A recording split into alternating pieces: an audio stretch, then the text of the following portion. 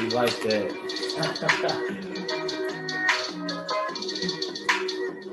Woo!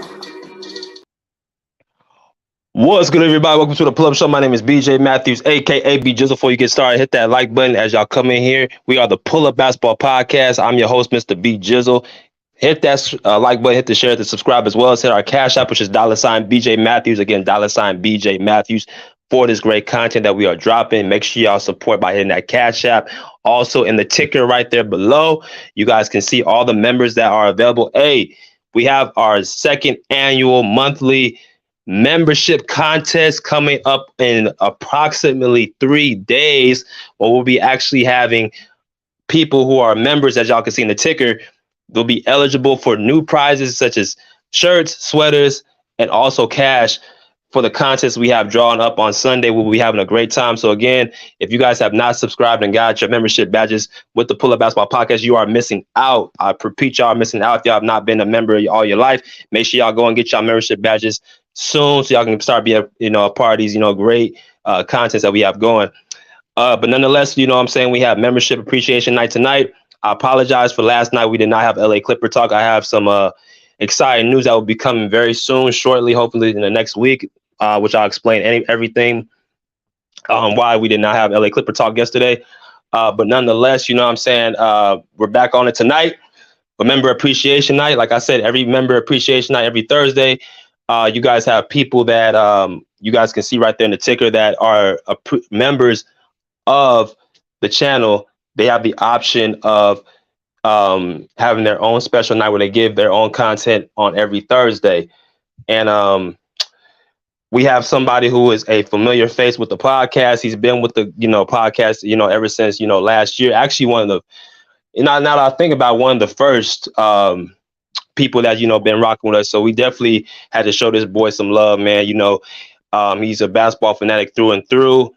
He definitely understands the game, and he's also about to start with his own podcast very soon. Y'all make sure y'all show some love to him, and make sure y'all go subscribe to him when I drop the link here in the next few weeks. But I want to show some love to my man from Philadelphia, the city of brotherly love, Philadelphia 76er fan, Big Bubba Andre. What's good, my guy? What's good? What's good, BJ? What's good? What's good, chat? And just like the host said, once you come in, hit the like button, hit the subscribe button, hit the notification bell to get notified every time a video is released on this channel. And once again, once you come in, pull up a seat, pull up a chair. I don't care whatever you pull up. You can pull up a car seat, a couch, office chair, school chair, whatever. Just pull up something and get ready for the show. Now, yes, sir. Yes, sir. Yes, sir. And before we get started, though, let me first let y'all know. So I forgot to say to my man Andre, great little intro. Ready to take my saying, bro. But we gotta also introduce the topic of discussion. I've got to introduce it. We're talking about Joel Embiid. Andre is a Philadelphia 76er fan. And could Joel Embiid, with all the news spiraling around the Sixers right now with James Harden, his disgruntled self, there's been talks about Joel Embiid possibly being traded or leaving in free agency, but for right now, he is put in Philadelphia. So Bubba Andre, being one of the main guys with the Sixers, knows it more than anybody. His thoughts about Joel Embiid.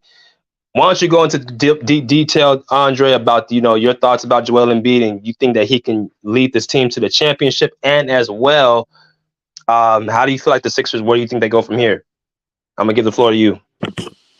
Yes, sir. Yes, sir. Appreciate it. Now, before I start the show, I just want to, start by, giving a few shout outs to, some of the few podcasters out here, the few content creators out here that's really putting in work and, grinding every day. So obviously, shout out to this podcast. Shout out to Tune In Sports One. Y'all go sub to my dude, Tune In Sports One. The Real Eleazy. Y'all go sub to him too. Big Tone Open Sports Talk. Y'all go sub to his channel too. And lastly, y'all go sub to Big Fan Breezy with the Brooklyn Nets vlog. And last but not least, DFJ Hoops is coming soon, y'all. DFJ Hoops is coming soon. So before I get into the show, y'all go sub to these channels. Now, tonight's topic is what's next for the 76ers, and can Joel Embiid lead the 76ers to a championship? Now, about roughly 2 or 3 months ago, we all saw how the 76ers season came to an end. It ended in a game 7 in a blowout where the 76ers, for the third season in a row, they lost in the second round. And for the fifth time in 6 years, they lost in the second round and came up short of their goals, which is to compete for a championship. Now, there's been a lot of talk, a lot of people, a lot of fan base, a lot of fans, wishing that this team gets broken apart in the sense of they want to start another rebuild, and which is get rid of Joel Embiid, get rid of James Harden, get rid of everybody, Tobias Harris, PJ Tucker, and start afresh with Tyrese Maxey and B-Ball Paul, which is Paul Reed. Now, to a certain extent, I do understand why some people might want us to start all over again, because it's just frustrating to keep losing the second round over and over again. But also, I do want to say this, that throughout the 76 history of the NBA, like, when was the last time we saw a reigning MVP get traded after winning his MVP trophy? We've never seen that. And to call for the MVP of the league to get traded, that's a little bit of a stretch, because I think that Joel Embiid is a top 5 player in the NBA. I do believe that. Now, I know a lot of people are going to disagree, but me personally, I think he's a top 5 player with, Luka and Giannis and Jokic and what have you. But how far or what's next for the 76ers? Now, me personally, if you ask me right now that the 76ers team, as currently constructed, can they contend for a championship? My answer would be no. I don't think this roster can contend for a championship. However, I think this roster is I think this roster is a playoff contender, which they can be a top 6 seed, but to compete for a championship, I don't really see that. Now, once again, hit the like button, hit the subscribe button once you come in. Salute to Thomas Talented. Salute to Hope. I'll see y'all in the chat. Now, this Sixers team can contend for a playoff spot, but to actually compete for a championship, I really doubt that, because looking at the current construction of the roster, this team lacks a lot of talent that I really thought that we should have addressed in the off season, but they didn't really go ahead and do it. I think the Sixer team is so poor at the wing spot. I think we need a lot of 6'6", 6'7", and 6'8" guys that can create their own shot, create for others, and also play defense for the team.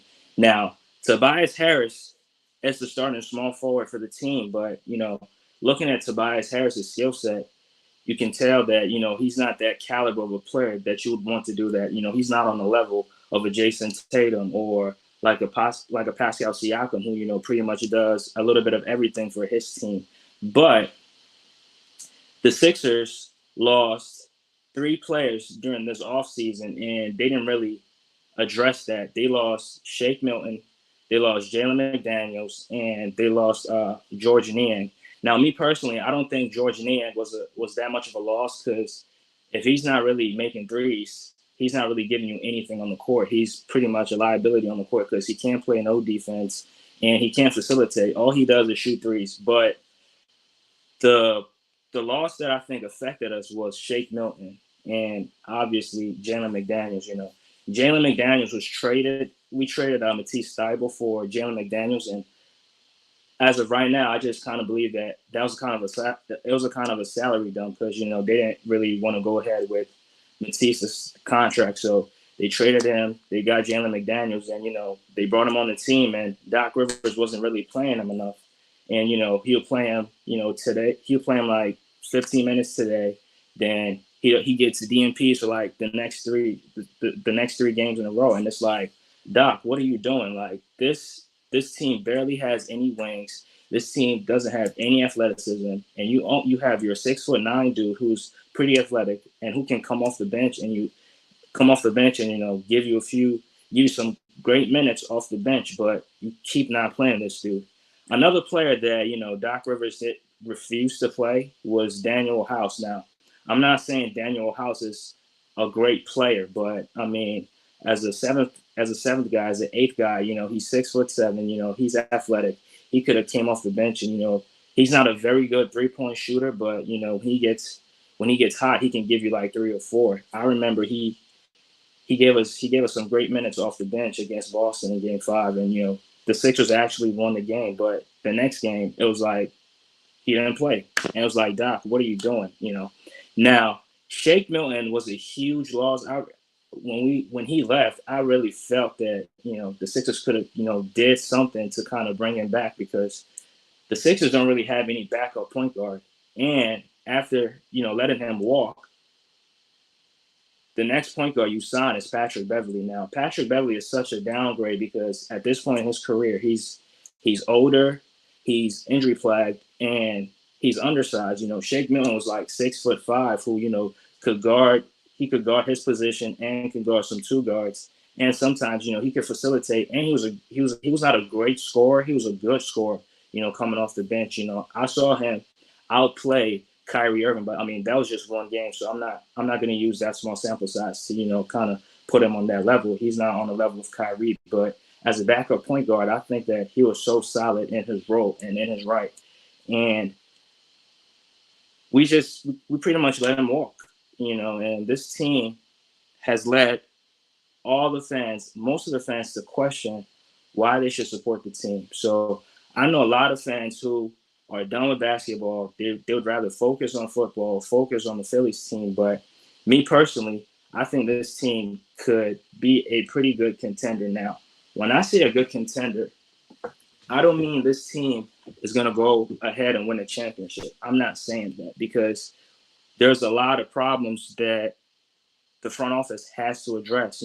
The James Harden thing, the PJ Tucker, if y'all want to bring it back, because, PJ Tucker is going to be a year older, and he's pretty much the second oldest player in the team. And on top of that, the Sixers are an old team. James Harden is like, 33? He's going to be 34 this year.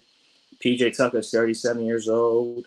Dwayne Dedmon is 33. I mean, I don't even know why he's on the team, because, he barely plays. He barely gets any minutes. But, for the most part, the Sixers are an old team. And I don't really think a veteran team can compete for a championship, considering most of the young teams in the league right now that's looking to make a name for themselves. Like they're hungry out there. Like they want to win so bad, and they're willing to go above and beyond the call to do whatever it takes to win.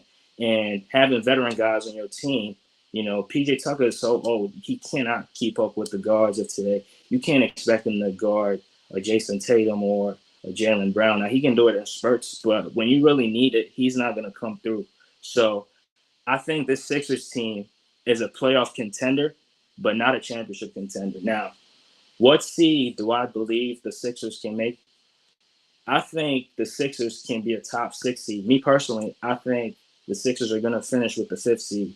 Now, ESPN came up with their own rankings, and they put them 4th, and gave them a 47-25 record, if I'm not mistaken. But I believe that's also realistic, because if you guys would remember 2 years ago when Ben Simmons was not playing, and we didn't have James Harden either, when Ben Simmons was when he was holding out, and Maxey was the lead guard, and the shooting guard was Seth Curry, and Embiid was dominating the regular season, the Sixers was the 4th seed. Now people are trying to forget that and use Harden being disgruntled to say that the Sixers are not, or the Sixers cannot compete or make a playoff run.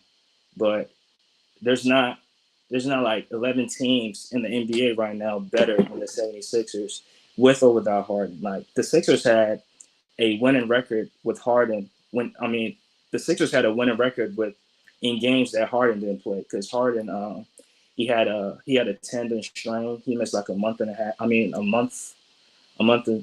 change, and the Sixers pretty much was doing decent without him. And that's when Shake Milton was starting in this role, and when he was getting 30, 35 minutes, he was giving you good production, as a starter, getting consistent minutes. But Doc Rivers being Doc, he does his thing. As soon as James Harden comes back, he pushes him out the rotation, and he's getting DNPs, and I'm like, bro, he was giving you great minutes, so why would you even try to bench him or give him DNPs now that your starter's back? But that's all by the way. But Overall, yeah, I think the Sixers can finish with the 5th seed.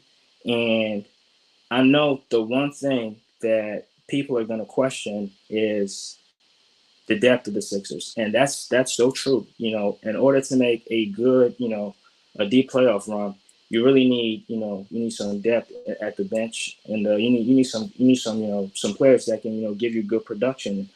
But we can say that we can say that with a lot of teams, because if I look at the Milwaukee Bucks, I know Bruce is going to ask me this question: who's on the bench for the Sixers? Well, Bruce, if you're listening, who's on the bench for the Bucks? I mean, would you really rely on Pat Connaughton to come off the bench and give you like a spark off the bench?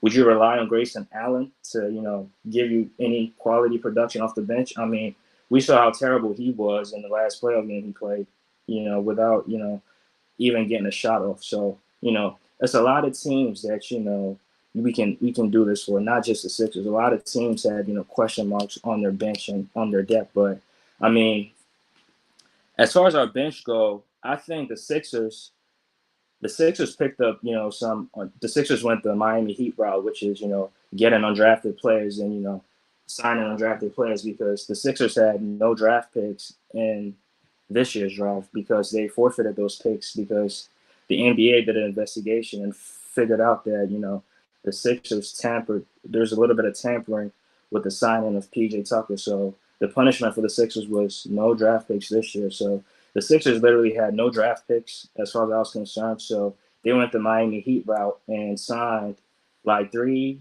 undrafted players, and I personally watched these guys when they played, and me personally, they played pretty good. Now, I'm not saying because they played in the summer league game or because they played in the G League is gonna automatically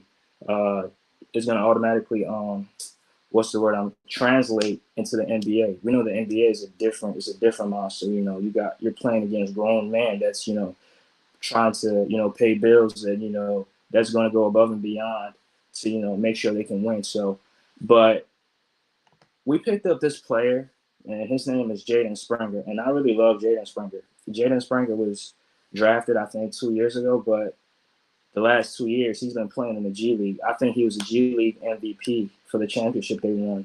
And he's a very solid 6'4" dude. He's listed at 202 pounds, but me personally, I think he's a little bigger than that. But he's a solid 3-and-D dude that he could come off the bench and guard those shooting guards like a Donovan Mitchell, a Darius Garland, a Jalen Brunson, a Trae Young type dude. But the only thing that I'm worried about is his 3-point shooting. That's the only thing that really concerns me. And good enough that this off season, there were reports that he was working on his 3-point shots, and he attempted 100 and made 67, and which is good. I mean, for an NBA player, if you're shooting 100 uncontested 3-point shots and you can't make at least 60 of them, I don't know why you should even keep shooting. Because if Steph Curry can make 93 uncontested 3-point shots, a regular or average player, like a player that's shooting like 37-38% should be making like 67 of them. So that right there is that's pretty good. But again, it's not necessarily going to translate into the game because that's not game-like situations. We got to see him in game-time situations, how he can make shots, how he can get to the basket, how he can guard players.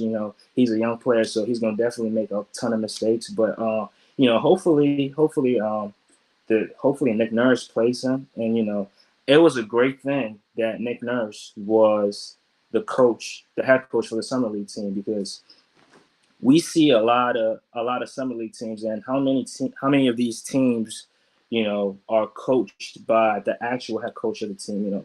Most of the time it's the assistant coach or the coach, somebody on the coaching staff, or the video coordinator personnel is most of the time doing these coaching jobs. But Nick Nurse actually coaching the Sixers summer league team, that was so great for me, because he can actually see the weaknesses of the young guys. He can help them out real good, and he can probably give them a little bit of burn in the regular season. So I'm hopeful for that, and we hopefully he can give these young players, some minutes, because these young guys, all they're looking for is an opportunity. Undrafted players get their opportunity and they make the most of it. Gabe Vincent made the most of his opportunities. He got his bag with the Lakers. Max Strus, the same thing. Duncan Robinson signed the biggest contract for an undrafted player, and he deserved it at the time. But right now, I don't know. But at the time, he definitely deserved it because he was balling out of his mind. Now, I want to get into, just to transition a little bit, I want to get into Tyrese Maxey. And, Tyrese Maxey is a fan favorite in Philly. You come to these Sixer games and, you see fans, the little kids wearing Maxey jerseys, and, he's pretty much the second most loved player on the team. And, obviously Joel is there, but in a few years, he might be the fan favorite for the Sixers. Hopefully we keep him. And my question is, can Tyrese Maxey make the leap to become an all-star? Now, again, I know that's a stretch. I know some people are going to kill me in the comment section, but I'm just asking the question.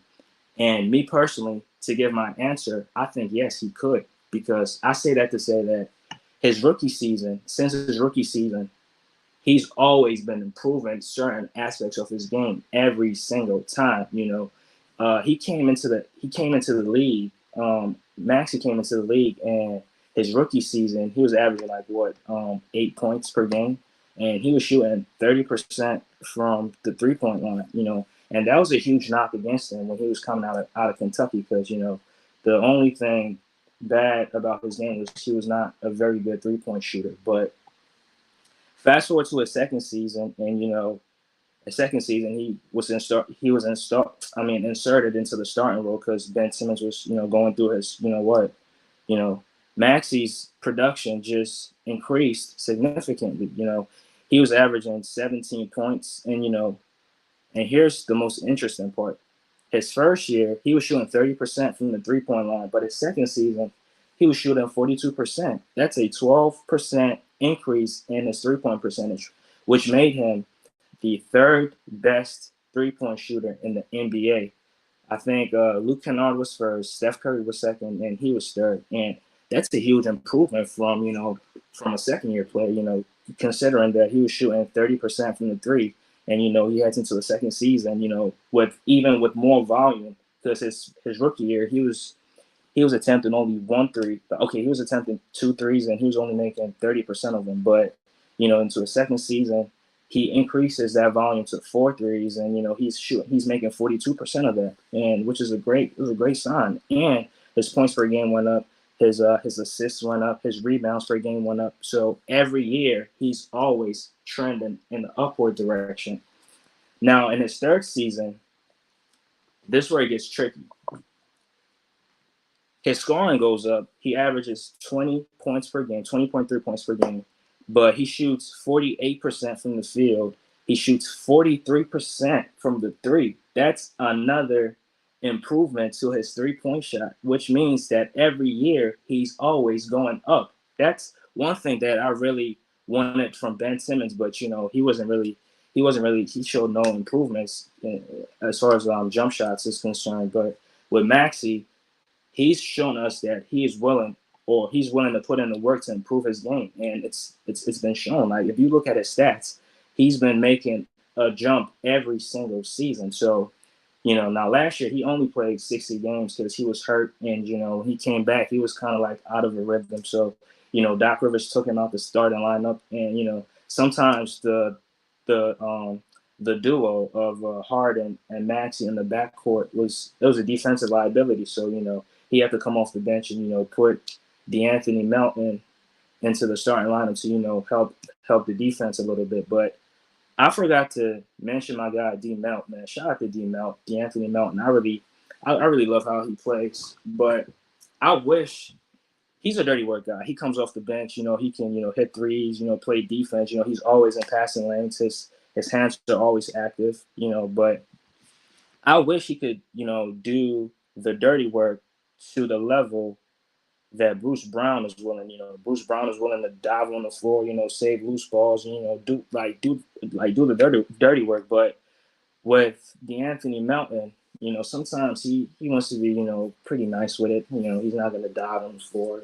Sometimes he doesn't want to get his hands dirty, but that's your job. If you have to come off the bench and do whatever you got to do, that's what you got to do. And sometimes it's not going to look pretty, but what matters is that you're getting it done, and that's the most important thing. Because everybody wants to win, and if you have to do the dirty work to win, I don't know why you wouldn't do that now. So with Maxey, and here's another reason why I think the Sixers front office is making a huge mistake, because with them not paying Maxey this year, if he messes around and makes the All-Star team and probably is in most improved player of the year conversations, that means that you have to pay him more than what you would have had to pay him this year, because the salaries always increase, and he made an All-Star team, and he's showing you the ability to improve his game every single year. You're gonna have to pay him, and since you have his bird rights, you're gonna have to give him the bag because you got his bird rights. So I think the Sixers are making a huge mistake there. Me personally, I hope they give it to him. They have to, I think, October the 24th to give him that contract extension. But I mean, he's a restricted free agent, so they're gonna definitely try to see if they can try to bring him back next year, or try to give him a contract next year. But I don't know why, but a lot of teams are really banking on the following year's offseason, because a lot of people, a lot of players' contract comes off the books. I mean, if you look at the Sixers, Tobias Harris's contract comes off the books. Melton's contract comes off the books. Daniel House, Montrezl Harrell, all those guys. You know what I'm saying? All those guys, and all those 1-year deals, all those contracts come off the books. So, but my question is, what's the guarantee that you might get a decent free agent to sign with you? Because with the current state of the 76ers right now, I don't really think that a decent free agent would want to sign here. Considering the turmoil and Harden calling Daryl Morey a liar and all that. But it's all, we all live to see. Again, once you come in, hit the like button, hit the subscribe button. Let me go through some of these comments, man. Shout out to LeBron Legacy Podcast. Embiid trusted two overrated suckers, Simmons and Harden. Okay, that's your opinion. Shout out to Pagan 180. You're always in the chat. I hope you can hop on the panel one day and chop it up. You feel me? But Maxey and Harden are too small together and won't commit to defense enough. I agree with that. And in the regular season, that's why Doc Rivers, he decided to bench Maxey and start D'Anthony Melton, because they were getting killed. I remember a game against the Pelicans. CJ McCollum went off on the Sixers, and he dropped like 44 points. He dropped like 11 threes, and Maxey and Harden couldn't do anything with him.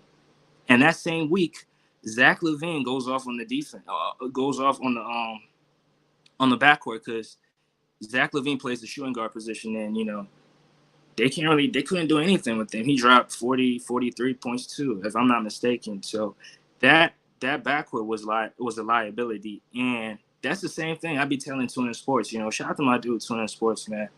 I call the duo of Donovan Mitchell and Darius Garland, I call it a midget backcourt, because they're both 6'1", and they can't. When it comes on defense, they get murdered on defense. Like, you can go watch the series against the Knicks and see how they got killed. But that's by the way. But again, once you come in, hit the like, hit the subscribe button. Now, I want to transition to Joel Embiid. Now, like I said earlier, bro, I think Joel Embiid is a top 5 player in the league. Now, people are going to tell me that, how can you be top 5 when he lost in the second round? Okay, but is Giannis not a top 5 player? He lost in the first round. Is Steph Curry not a top 5 player? He lost in the first round. So why aren't y'all using that against him? But with Embiid, oh, his production plummeted in the playoffs. Okay, that's fine. Giannis was averaging 31 points in the regular season, and he went into the playoffs and he was averaging 23. So Giannis was getting locked up. Giannis was getting shut down by one man. Bam was on him, mano versus mano, and Giannis couldn't score. And the liabilities in his game show, but still, we consider him top 5. But me personally, yeah, I still have Embiid top 5.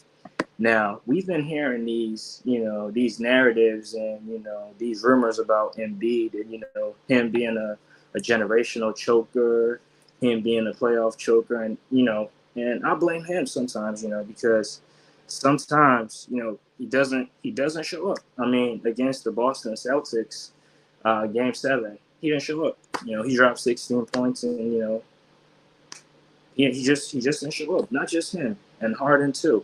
Harden didn't show up too. So, some of these criticism and scrutiny that he's receiving is rightfully so, but I think sometimes it goes overboard. Now, the injury excuse, I don't want to use the injury excuse because he's always getting injured, and it's like, bro, he's always going to get injured. I mean, injuries are a part of the game, so you can't use injuries to kind of make an excuse. But me personally, if I ask myself, looking at Joel Embiid's skill set, looking what he brings to a team, can he lead a team to a championship? My answer is yes. Now, before y'all crucify me in the comment section, I think there are certain things that he needs to change, and there are certain things that, the team has to change in order for this to happen. And my first thing that I think Joel Embiid needs to change in his game or to his body or whatever is he needs to cut down his weight. Now, Joel Embiid was listed as 280 pounds. That's 282, 283 pounds and showed up last season. But he wasn't really 280 pounds.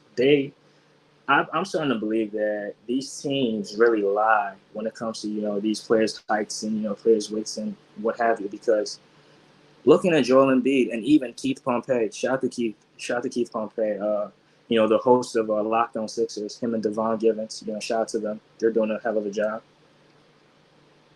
Not testified, but he said that Joel Embiid was not 282 pounds. He said that Joel Embiid was close to 300 pounds. Now, he's seen him in person. Now, we haven't seen him in person, so we can't really tell. But Keith Pompey is, in the locker rooms, at the post-game medias and media days and what have you. So he sees these players, and he can, I trust everything he says because he's seen them in person. Now, I think Joel Embiid needs to cut his weight down because, I believe most of his injuries are, due to, him being, as big as he is and his play style. He likes, shooting jump shots, one dribble pull-ups, and, that's a lot of playing of your foot, quick movements of the foot and what have you. And most of his injuries are lower extremity injuries because he missed his first 2 seasons due to foot injuries, you know what I'm saying? And that's been, that's kind of been a history in the NBA. Big guys usually have, foot injuries. That's why people really want, the number 1 draft pick. What's his name? That's why people want Victor Wembanyama to, kind of get his weight up a little bit because they feel like he could get injured if he stays fragile as he is. We saw Chet Holmgren get hurt and miss a full season, because literally he was too skinny. Now, I know I'm talking about 2 different things right here. Being too skinny can get you hurt, and being overweight can get you hurt too. So what's the ideal weight that Embiid should get at? Fuck that opening, bro. He don't know. He knows how to touch. He don't know ball. I don't know if you're talking about me, bro. But shit, I already forgot what I was saying. What's the ideal weight that I think Joel Embiid should play at? Me personally, I think he should, cut down to 260 pounds. That's my belief because, being at 300 pounds and, his doctor's telling him that anytime he's in a situation where he feels like, his body weight is on his, is a lot of weight on his legs, he should just, fall to the floor. I think that's, causing more harm than good because, a 300-pound dude just, falling, and, people accuse him of flopping every time. Now, yeah, I do agree. He does flop sometimes, but sometimes he just falls to the floor to prevent foot injuries because, that's what his doctors told him. And I'm not really, sometimes, some doctors say stuff and, sometimes you just get your weight down, bro. If you get your weight down, you're not going to always be in a situation where your whole weight is, on your foot to a point where you have to fall. And, because falling, you can break an arm, rib, you could, a shoulder injury or whatever. You could dislocate your shoulder by just dropping to the floor. And, being 7 foot with that weight, that could happen very common. So I think the first thing he needs to do is to slam down. Now, the second thing I think he needs to fix in his game is that he has to be smart, proactive, and anticipate. And he has to improve his playmaking ability.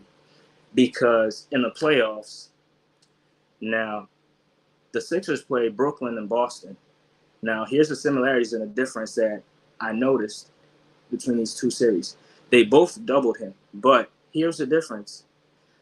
Brooklyn doubled Embiid on the catch, while Boston doubled him once he put the ball on the floor. Now, these are two different things. Now, when they doubled him on the catch, obviously Joel Embiid is bigger. He's taller than everybody, so, he can hold on to the ball and, scan the floor and look for somebody who's open to, hit them in the corner for a wide open three. So I remember in those games, Tyrese Maxey was going off. Tobias Harris was going off, because, Embiid was attracting so much attention that, it left them wide open and they were going off. I remember George Niang also came off the bench and, he was going off from three. But against the Boston Celtics, they doubled him once he put the ball on the floor.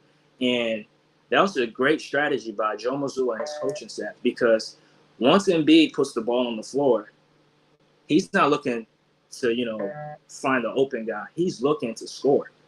And once the center puts the ball on the floor, Embiid doesn't really have elite ball handling pause. He doesn't really have elite ball handling skills to, kind of maneuver his way out of traffic and, finish at the basket. So every time he put the ball on the floor, they came in with a double team.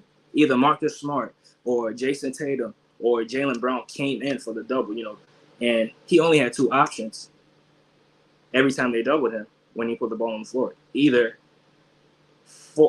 force up a tough contested shot or, try to draw contact, for, free throw opportunities. And we all know when you get in the playoffs, those silly rip throughs and, swipe throughs, you're not gonna get those calls very often. If you're doing that 10 times, you're probably getting the calls like 2 or maybe even 3 times. So, those are wasted possessions right there. And that's not a efficient way to, facilitate an offense. So I think Embiid needs to be smart, proactive, and anticipate because, bro, you're the center. With your skill set, 9 times out of 10, teams are going to double. Even the coach should not even have to tell you that. You should know that as big as you are, as dominant, if you want to call him dominant, as dominant as you are, teams are always going to send the double. And sometimes you just have to anticipate where the double team is going to come from. Is it coming from the left side or from a blind spot or from a peripheral? Or you have to anticipate that. That's one thing that makes Jokic so special because he's always anticipating where the double team is coming from. And then, he has elite playmaking abilities, and he's able to, find open guys and, he's able to generate offense. He's able to generate offense that way. So, Embiid should be smart, proactive, and, also improve his playmaking abilities. And my last and final point before I let people start coming in is that the coaching need to run a very fluid offense. Now, against the Boston Celtics, Oh man, this is funny. But against the Boston Celtics, I mean, we all know what happened. The Sixers didn't really run any type of offense. It was a Joel Embiid pick and roll. Harden bounces it through his legs, passes it to Embiid. He shoots the elbow jumper, 18-footer, 15-footer, what have you. Or sometimes Maxey, will get the ball and, go get a bucket. And they were generating some offense through, getting foul calls and, flops and, getting to the free throw line and shit. But when you get into the meat and potatoes of the game, when you get into the clutch, you're not going to get those calls. Now, I'm saying that Joel Embiid should be smart, not him alone, but the entire team have to be smart, And here's a mistake where I noticed in Game 6. I mean, people think the end of the Sixers came in Game 7, but me personally, I think the beginning of the end started in Game 6. And that was a play where Maxey, and I love Maxey to death, but Maxey gambled on the pass and left Jason Tatum wide open in the corner in front of the Celtics bench. And once he made that three, that was the beginning of the end for the Sixers. Once he made that shot, he made another shot. And he hit a third one. And he hit a fourth shot. And that was it. That was the end of the game. And as Doc Rivers, as the coach, you have to be smart. And Doc Rivers should have known that, my job is on the line. If I don't win this series, if I don't at least get to the conference finals, my job is on the line. So Doc Rivers should have been smart after Jason Tatum hit those 2 threes to call a timeout and say, because the last 4 minutes of the game, Joel Embiid did not touch the rock. Now, how does that even happen? In the clutch, and the MVP does not touch the ball. Now, that's not only Doc Rivers' fault. That's Embiid's fault. That's Harden's fault. And that's Embiid, Harden, and Doc Rivers' fault. Because Embiid, you're the best player. You're the MVP. You shouldn't wait for a coach to tell you to demand the ball before, you call for the ball. You have to be very assertive. You have to demand for the ball. James Harden, you led the league in assists. You should have known that, most of my assists went to Joel Embiid. And I got to find a way to give him the ball and let him go to work. And Doc Rivers, after 2 straight possessions of the Sixers, 2 wasted possessions without the MVP touching the ball, you should have called a timeout and let the team know that, y'all got to give the big fella the rock. But Doc Rivers wasn't really smart. But my third reason, my third thing I think the team needs to improve on is fluid offense. There should be movements, there should be motion, there should be cuts, there should be passing, there should be off-ball movement. The Sixers' offense was so stagnant that sometimes Embiid was playing 1-on-5 in the half court, and they were just not moving. They were just like waiting for Embiid to, make some magic happen. And it's like, bro, come on, bro. He's playing 1-on-5. He can't make nothing happen if y'all not, trying to make the game easier for him. Because if you not moving, the defense can be, sag. I mean, not sag off, but the defense can, focus their attention on Embiid because they know you're not moving. So you're not moving, finding spots on the floor to, get open and, knock down the three. So these are my 3 things that I think the team and Embiid should improve on. Embiid needs to cut his weight down. Embiid needs to, play smarter, be assertive, be proactive and anticipate. And the coaching in terms of the offense have to be fluid. Now, this is all that I have for right now. And B Jizzle, you could throw the link in the chat. And if anybody wanna, come in and if you agree or disagree with me, you can, let me know so, we can talk about it. We can have a conversation. Now, let me go through some of these comments right here. Thomas Talented said, Rudis moderator in YouTube history. I mean, I don't know. The doctor couldn't help Embiid, and neither can the nurse. Sorry, Andre. Your 76ers are not winning. Okay. I Hope. I hear you, Hope. Shout out to Hope, though. Shout out to Hope. Shout out to Mrs. Tay. Y'all doing a hell of a job.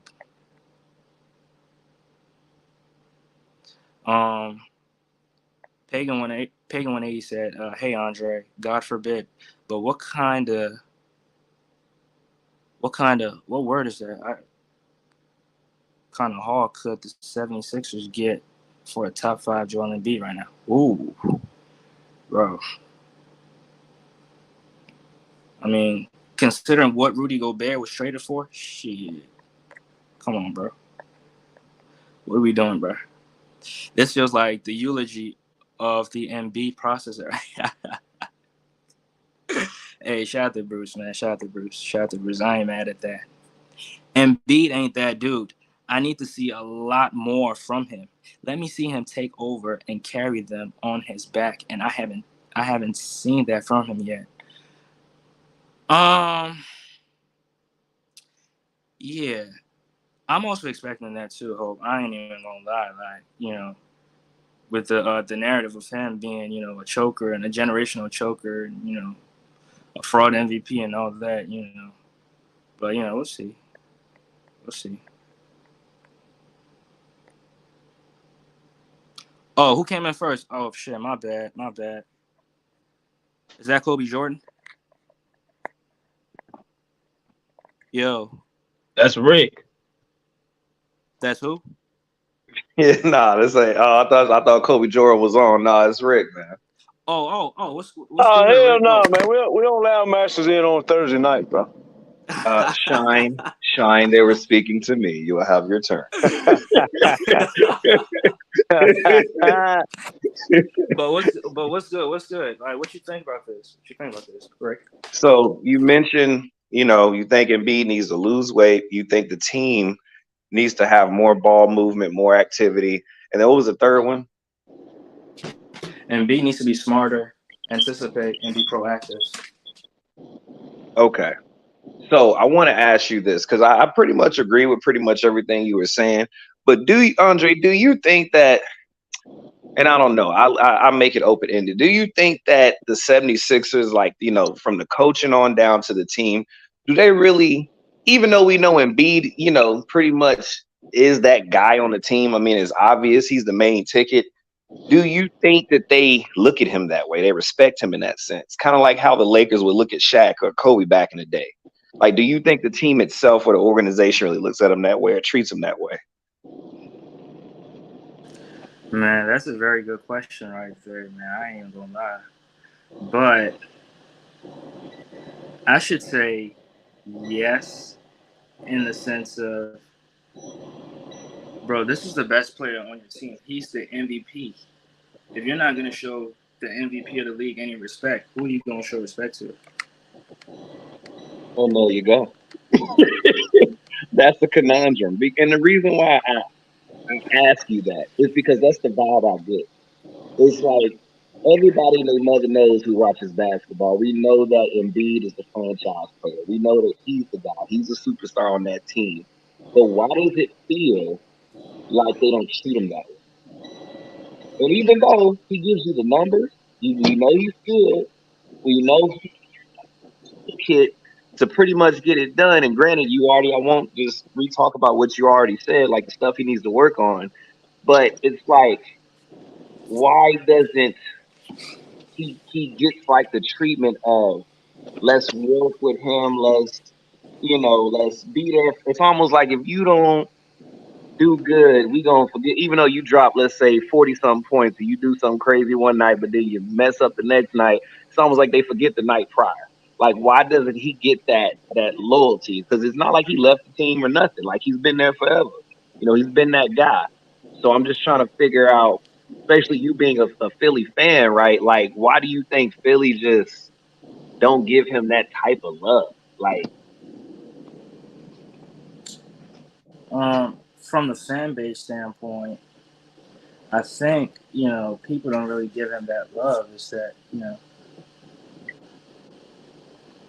I mean, I can't listen. I'm gonna put it this way: I can't really speak for the fan base, but me personally, I give him respect because he's the best player. Like I said previously, but sometimes it's just that when you don't show up in the playoffs and when you don't show up in games that matter, and you come to the post game interviews and you make excuses and you try to blame this dude, you try to blame that dude, and you don't try to make excuses. It's like, bro, we're tired of hearing that. You said this last year. You said the same thing last year, and that you'd be better, but you didn't get better.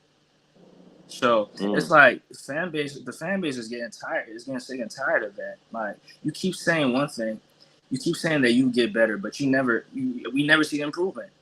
Now you can get your numbers in the regular season, but we're tired of seeing that. We're tired of seeing you score 45 points on the Charlotte Hornets on a cool Tuesday night on November 18th.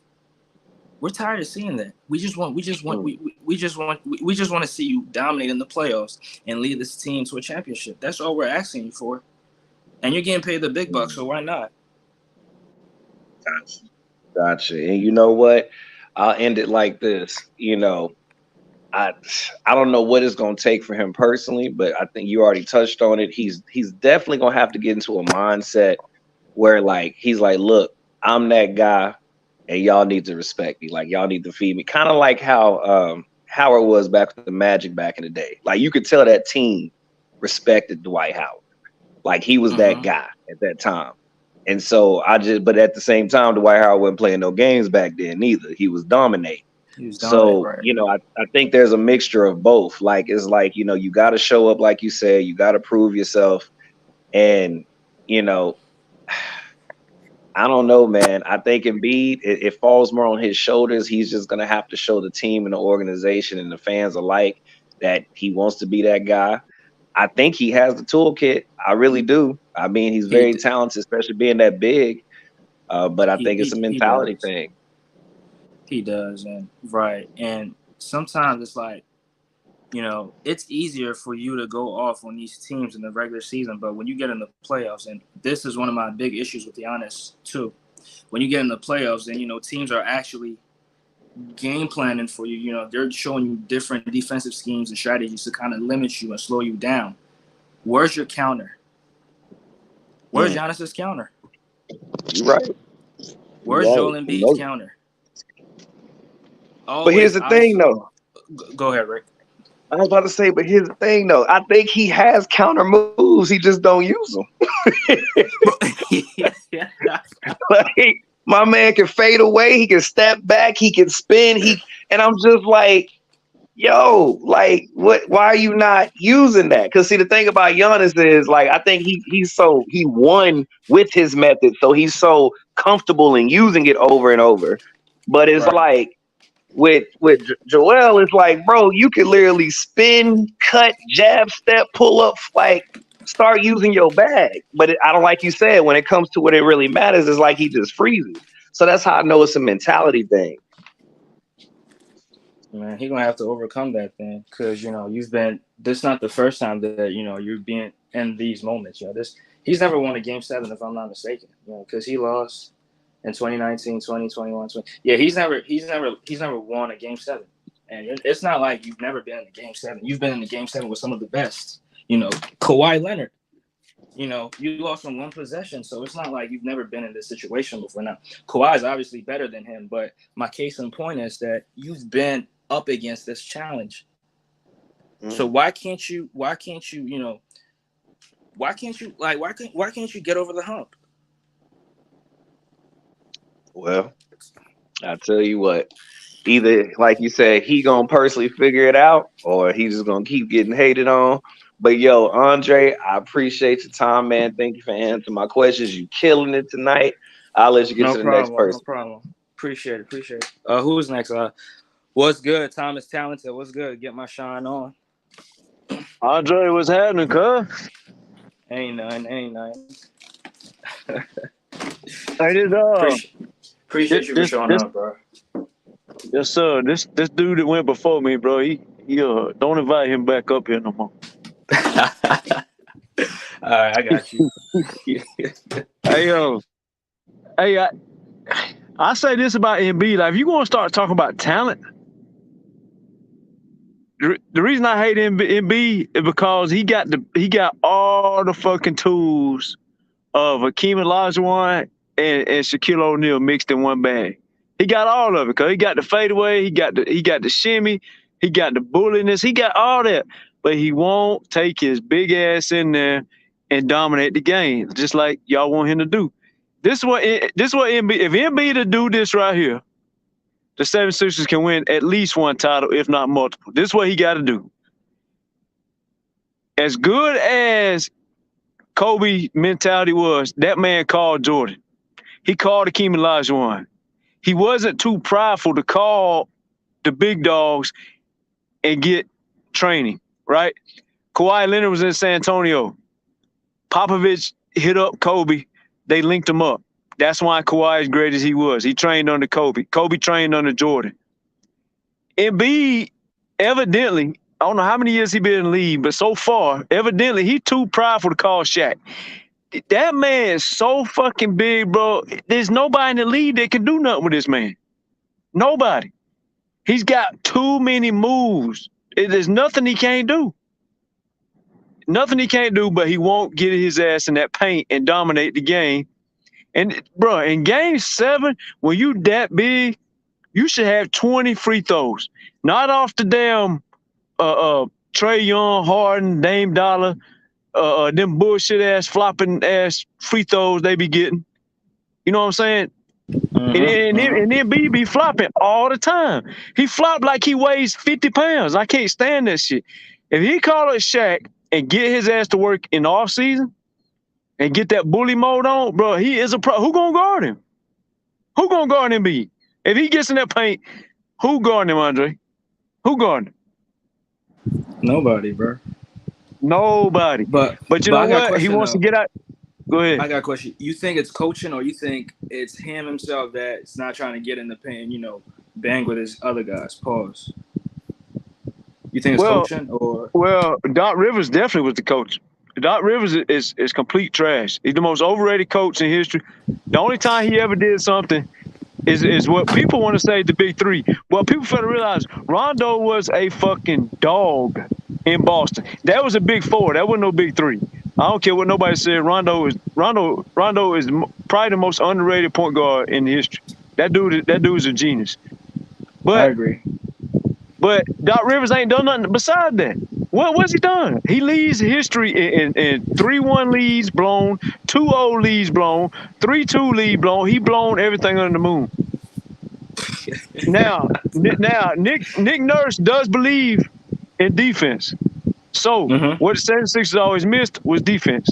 They had Ben Simmons, got rid of him. They had Thibault, got rid of him. Thibault, however you say his name. 76ers need defense. They got plenty of offense. They got Embiid gonna score. It can't nobody stay in front of Maxey, and Harden can score. And me personally, I tell James Harden, look, I need you for the playoffs. I can't get no trade. I can't get no trades done for you as of now. They might still trade for him, but I can't. As of now, I can't get none. We're gonna ride Maxey all season. In the playoffs, you're gonna have your limelight, but I'm saving your legs to the playoffs. And I'm putting that young boy. That boy Maxey can get buckets, and I mean get them fast. But yeah, Embiid, bro. If Embiid gets in the paint, because keep this in mind, Andre. Keep this in mind. Hope ain't gonna want to hear this. Elise ain't gonna want to hear this. Steph Curry didn't change his defensive mentality until recently. He didn't start adding weight until recently. Curry didn't become the Curry we know now until he decided he got to change what the fuck he doing. And part of that was Mark Jackson. But Curry played 6, 7, 8 years and didn't do a damn thing. That's what people do. That's why I wish I was on the show. It's kind of off topic. I wish I was on the show the other night because Magic was dominating day one. Curry wasn't dominating day one, but that's a whole different. But what I'm saying was Curry realized, hey, I got to beef up. I got to change what I'm doing. I got to add to my game. And props to Curry for doing that. That's what Embiid need to do. He called Shaq, bro. He called Shaq, and he gets in that bully mode in that paint. There's nobody in this league that's stopping that man from averaging 35 in a series. And that goes for the Clippers, and that goes for my hometown Hawks. Capella ain't guarding. Zubac ain't guarding. Mason Plumlee ain't guarding. They neither one of my teams from the guard this dude. He can win championships, but he's got to flip his mind. Kobe did it. Got to change his mindset. Yeah, Kawhi did it. They all went. They all called up somebody else. Hey, come get me in my bully mode. If Embiid do that, yeah, he can win a championship. But that's a big if, because right now I don't know that he wants to do that. Right. That's a big if. Yeah. Who's the next person? Is that Bruce? Yo.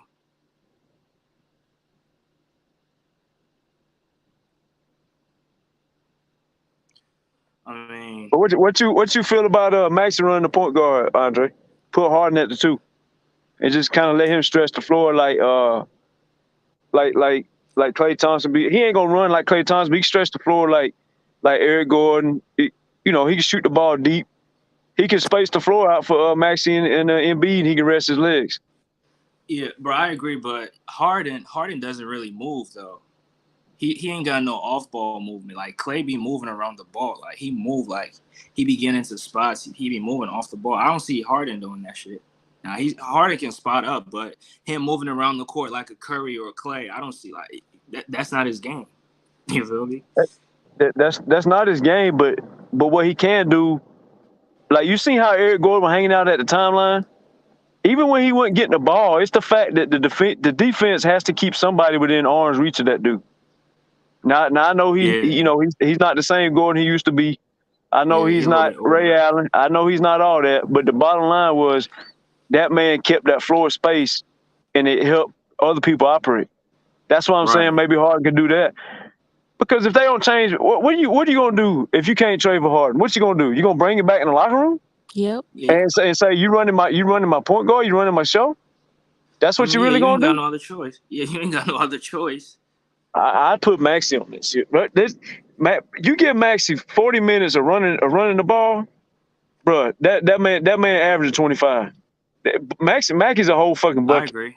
Yeah, I agree because he averaged like 20 points and he was only taking like 15 shots. So if he's taking 20 shots, he can damn near average 30. Yeah, you see what I'm talking about? That's crazy. Yeah. I didn't know he only shot the ball 15 times. 15 times. 15 points. That's what. Yeah, I give that man a rock, because Harden, you asked out of my city. So if you gonna come back to my city, you gonna do what the fuck I say. You playing 2 guard, Maxey. Go give me 20. Go give me 27 and 8 assists. Harden, you play the role, or your ass to sit out all year like John Wall. Like what you want to do? Yeah. You sit out all year. You sit out all year like that, like Anthony Davis, crybaby ass. What you want to do? You want to sit? You want to sit out like Ben Simmons, crybaby ass? What you want to do? You can help us win, because I'm not bringing you back here. It's kind of like the Clippers did Terrence Mann. The Clippers season was over, bro. They was about to miss the play-in. Terrence Mann get the starting knob. They went on 10-2 run, jumped all the way to the 4th seed, and then you bench this dude for Westbrook. It's absolutely stupid. It's demoralizing to the youth. So you're gonna bring Harden back to take Maxey off the ball again after this man cried and he's still crying, wanting out of feeling. You playing 2 guard on my team, partner. But because that's toxic, bro. It's like Marcus Morris. He left the Clippers. He come back and now you starting him. You down to Phoenix 2-1. Are you starting this dude after he quit on the whole fucking team like a bitch? Excuse my language. Terrible. Yeah, excuse your language. Yeah, that was terrible. Is awful. That is awful. That was Ty Lue fault. That's Ty Lue fault. That was coaching.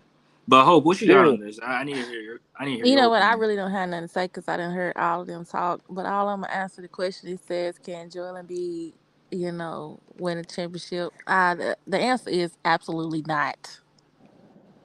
Okay, what's absolutely your reason? Not. My reason is because I just don't. I mean, he just got to show me a little bit more.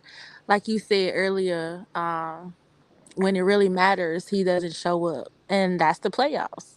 He don't really show up, so I don't think he's that dude. Maybe in about 5 or 6, 7, 8, 9, 10, 20 years, maybe so, but no.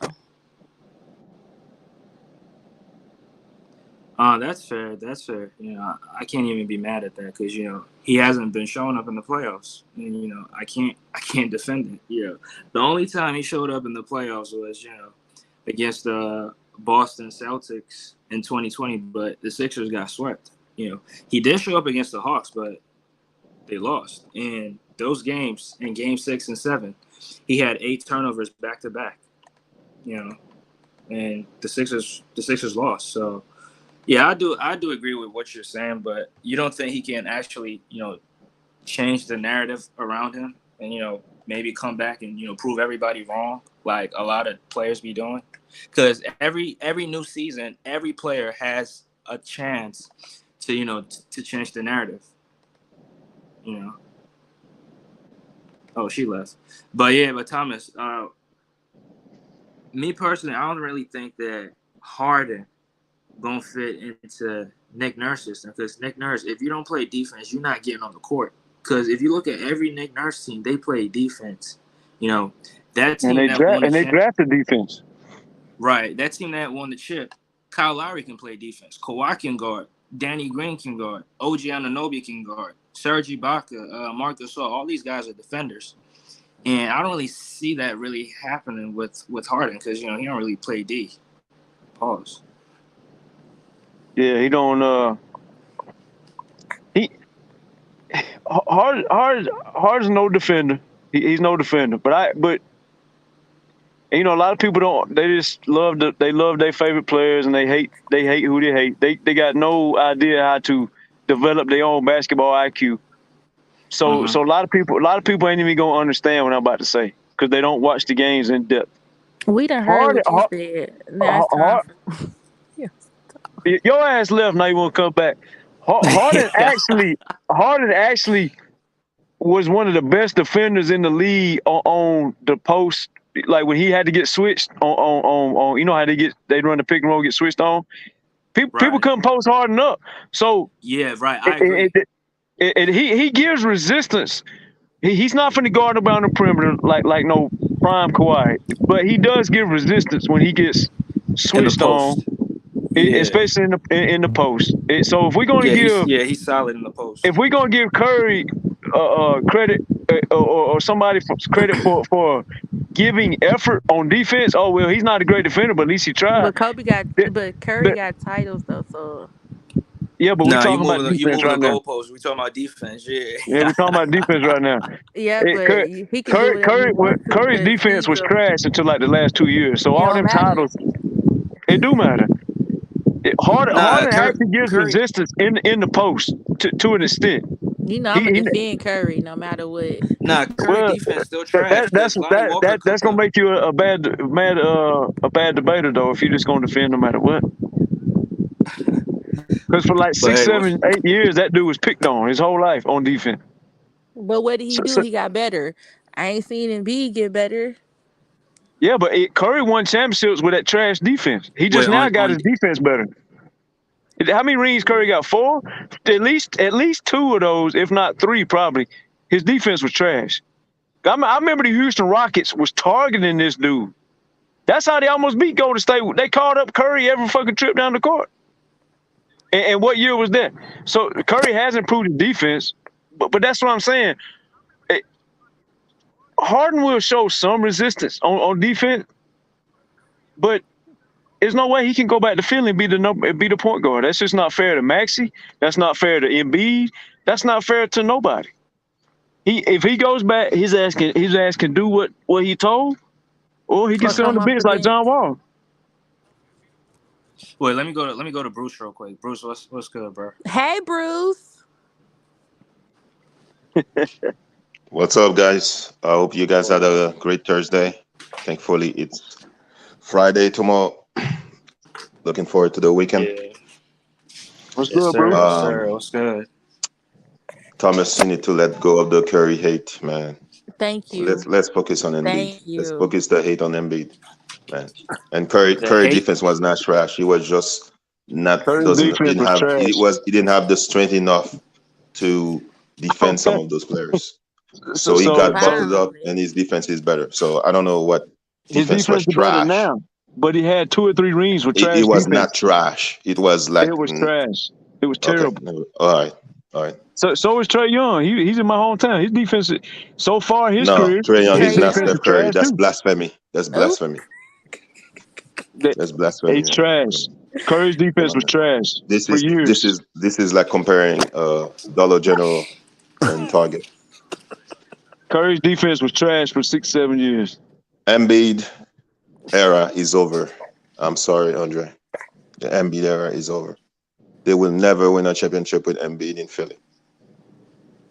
So what is the common denominator? It's always Embiid. You said it yourself. Every year in the playoff, the same recycling speech. I gotta get better. You know, I have to, we missed some layups, we missed some rebounds, I got to get better. Right? You're never gonna win with Embiid. Embiid doesn't take basketball serious. That's like money to him. He just need the money, the lifestyle. The lifestyle brought him a Brazilian woman, got married to him, and now, he's good. He doesn't really care about winning championship. only thing he cared about is that MVP that he cried about. Embiid cannot be a number 1. He has a mentality of a number 3. You have a bunch of number 3, number 4 in the team. You give money to Harris, who doesn't deserve it. And his father is crying on the internet, oh, my son doesn't get the opportunity when he was on the Clippers. Every player has their own agenda on the team. You said it yourself. You said Neon, right? Yeah, George. And now I hear that Doc Rivers referred Ty Lue, and then when he got fired, he wanted the job, and you give the job to Doc Rivers. So wait, say that. You're not gonna win. The process is over. It's the end. Now it's not the process. It's the end. Okay, the process is over, man. What are you gonna win this year? You already have drama again. Every year there's drama. Every year. This is As the World Turns, The Bold and the Beautiful, all the soap opera, General Hospital. Right? Hey, man, Bruce, I respect everything you're saying, but with you saying that the process is over, I respectfully disagree. Did the process start? I don't think the process started. It's still in progress. It's still in progress. Okay. I'm happy you won the first round championships. No, we're trying to get to the finals, not first round championship. I mean, what is? I don't remember all the moments of the key moments of Embiid era was Ben Simmons missing the layups, and you should have beat Atlanta, and you should have beat Boston last year. Miami embarrassed you. Come on, man. What's the progress? There's no progress every year. It's always the same. If you do the same thing over and over again, you know what they say? What? If you do the same thing over and over again, like insanity? If you repeat the same thing over and over. Insanity? Yes, it's insanity. But Bruce, that's why I suggested that I think he should lose weight because I think him being overweight causes most of his injuries. Because like you said, the Miami Heat Shaq series, was winning championship with being overweight. But I mean, everybody's body's different though. Yeah. And you can't compare that era to this era. This is a soft ass era. So guys get hurt. Guys get hurt so guys get hurt so easily. You look at somebody and they're hurt out for 3 weeks. So I see somebody as Embiid crying as their profile picture. But okay. In the chat? Right now on the panel. Yeah, whatever. Is that Embiid crying? I don't know if it's true or not. I mean, I don't know who just joined. Like, what's good, bro? Salute to the panel. Salute to the host. hearing a lot of capping up here. I'm hearing guys trying to throw Stephen Curry name in the mix because Harden is a runner and can't get it done. Let's stop the weak takes, bro. Let's stay on topic, bro. Harden can't get it done. He need to get it done. You had the MVP, led the league in assists, still couldn't get it done, and now you crying about somebody being a liar. I think you the liar, homie. You need to get in shape and get it together. That's fair. That's fair, man. That's fair. I mean, see, bro? The thing, this is my thing, BJ. Honestly, over the years, I've accepted that some people think a certain guy is a runner because he went to certain teams and did certain things. KD, another guy I can put in that category. But you got guys like James Harden and Kyrie Irving gonna make the case for KD, LeBron, and a few other guys that made moves we don't agree with. Their situation is gonna look a lot more easier, a lot more clear to us, because guys like Harden, they're not even getting to the finals. They're not finishing out their contract agreement, nothing. They running like this is running at its finest. If you look up a runner, it'll be a picture of James Harden. Dude is a runner, bro. He's a runner. Bro, you got the MVP of the league, bruh. You're a point guard. He's a center. Get it done, bro. Get it done. Retool the team. Get in shape. Lock in with the MVP. Tell the MVP he need to play D. You need to play D. Get it done. But what we ain't gonna do is throw in Curry, LeBron, or anybody else when we speaking on bums like Harden. We're not gonna do that. That's what we're not gonna do. We're not gonna compare dudes defensively when dudes is on a whole different planet. Harden ain't even on the same damn planet as Curry. Stop.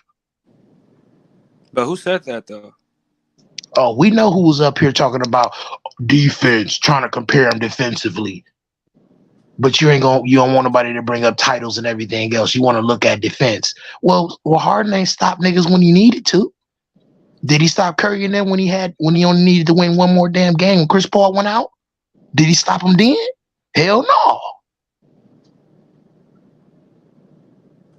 I ain't trying to hear it. Dude done had too many damn Hall of Famers on every team he done ran to. I ain't trying to hear it. You need to be a leader, you need to be accountable, and you need to get it done. Or else your fans finna be getting baked around this bitch. Hey man, I can't. Hey man, yeah, that's funny as fuck, bro. No, you know why it's funny? Because it's the truth. KD in the hot seat, Kyrie in the hot seat, and yeah, that big nigga right there with the monkey lips crying, he in the hot seat too. Hey, what's good, bro? What you got, bro? Hey, yo, what's good, yo? Salute to the panel, salute to the host. Oh, Tune In Sports, you don't want to do this, bro. You don't want to do this, bro. Trust me. You don't want to go down that route. Nah, yo, what you talking about? Nah, it was good though. What up? What you got, bro? Nah, I hear everybody talking, bro. I just wanted to say, like, this is the first time I actually agree with Hope, man. Hope is actually saying some stuff I agree with, man. So, shout out to praise Hope. God. I agree with Hope too. Yeah, I agree with some of the stuff she was saying. Not everything, but but yeah, man. I'm just sitting back. I'm just eating popcorn, bro. If Philly fell, man, I'm all for it, man. But like, my thing is, it's like the same thing, bro. Every single year with Philly, bro. It's like it's always someone getting hurt or like coming up short in the second round. And these last couple of seasons, these last few seasons, always been like some type of conflict or someone pointing the finger at someone, or then a coach being fired, which I think it been two so far, right? I think it been two. I know Doc and the other dude had got fired or whatever, but Brett Brown. Yeah, right. And then like Joel Embiid, like he's hurt every year, I feel like. And then Harden, man, like I don't know, man. Like for me, bro, the process is over, bro. Like the experiment is done. Like y'all love talking about Boston, y'all trading that little duo they got over there with Tatum and Brown, and I don't think Tatum and Brown is really I don't know how that works. I don't feel like they are number one options. Like I don't know. That's my opinion. But at least with Boston, they get to the Eastern Conference Finals every other What about year. Donovan Mitchell? Is the number Look, one option? we talking about Philly, man. See, Oh, you went to see. Boston. So why is okay? But Boston, they played Philly this year in the playoffs. I'm just saying I'm Yeah. just saying y'all talk about breaking them up. But we have a duo right here. I guess if you want to call it a dynamic duo between Harden and Embiid, it ain't it ain't it ain't really working out. They striking out in the second round still. You had one guy on the team who say he's an assassin.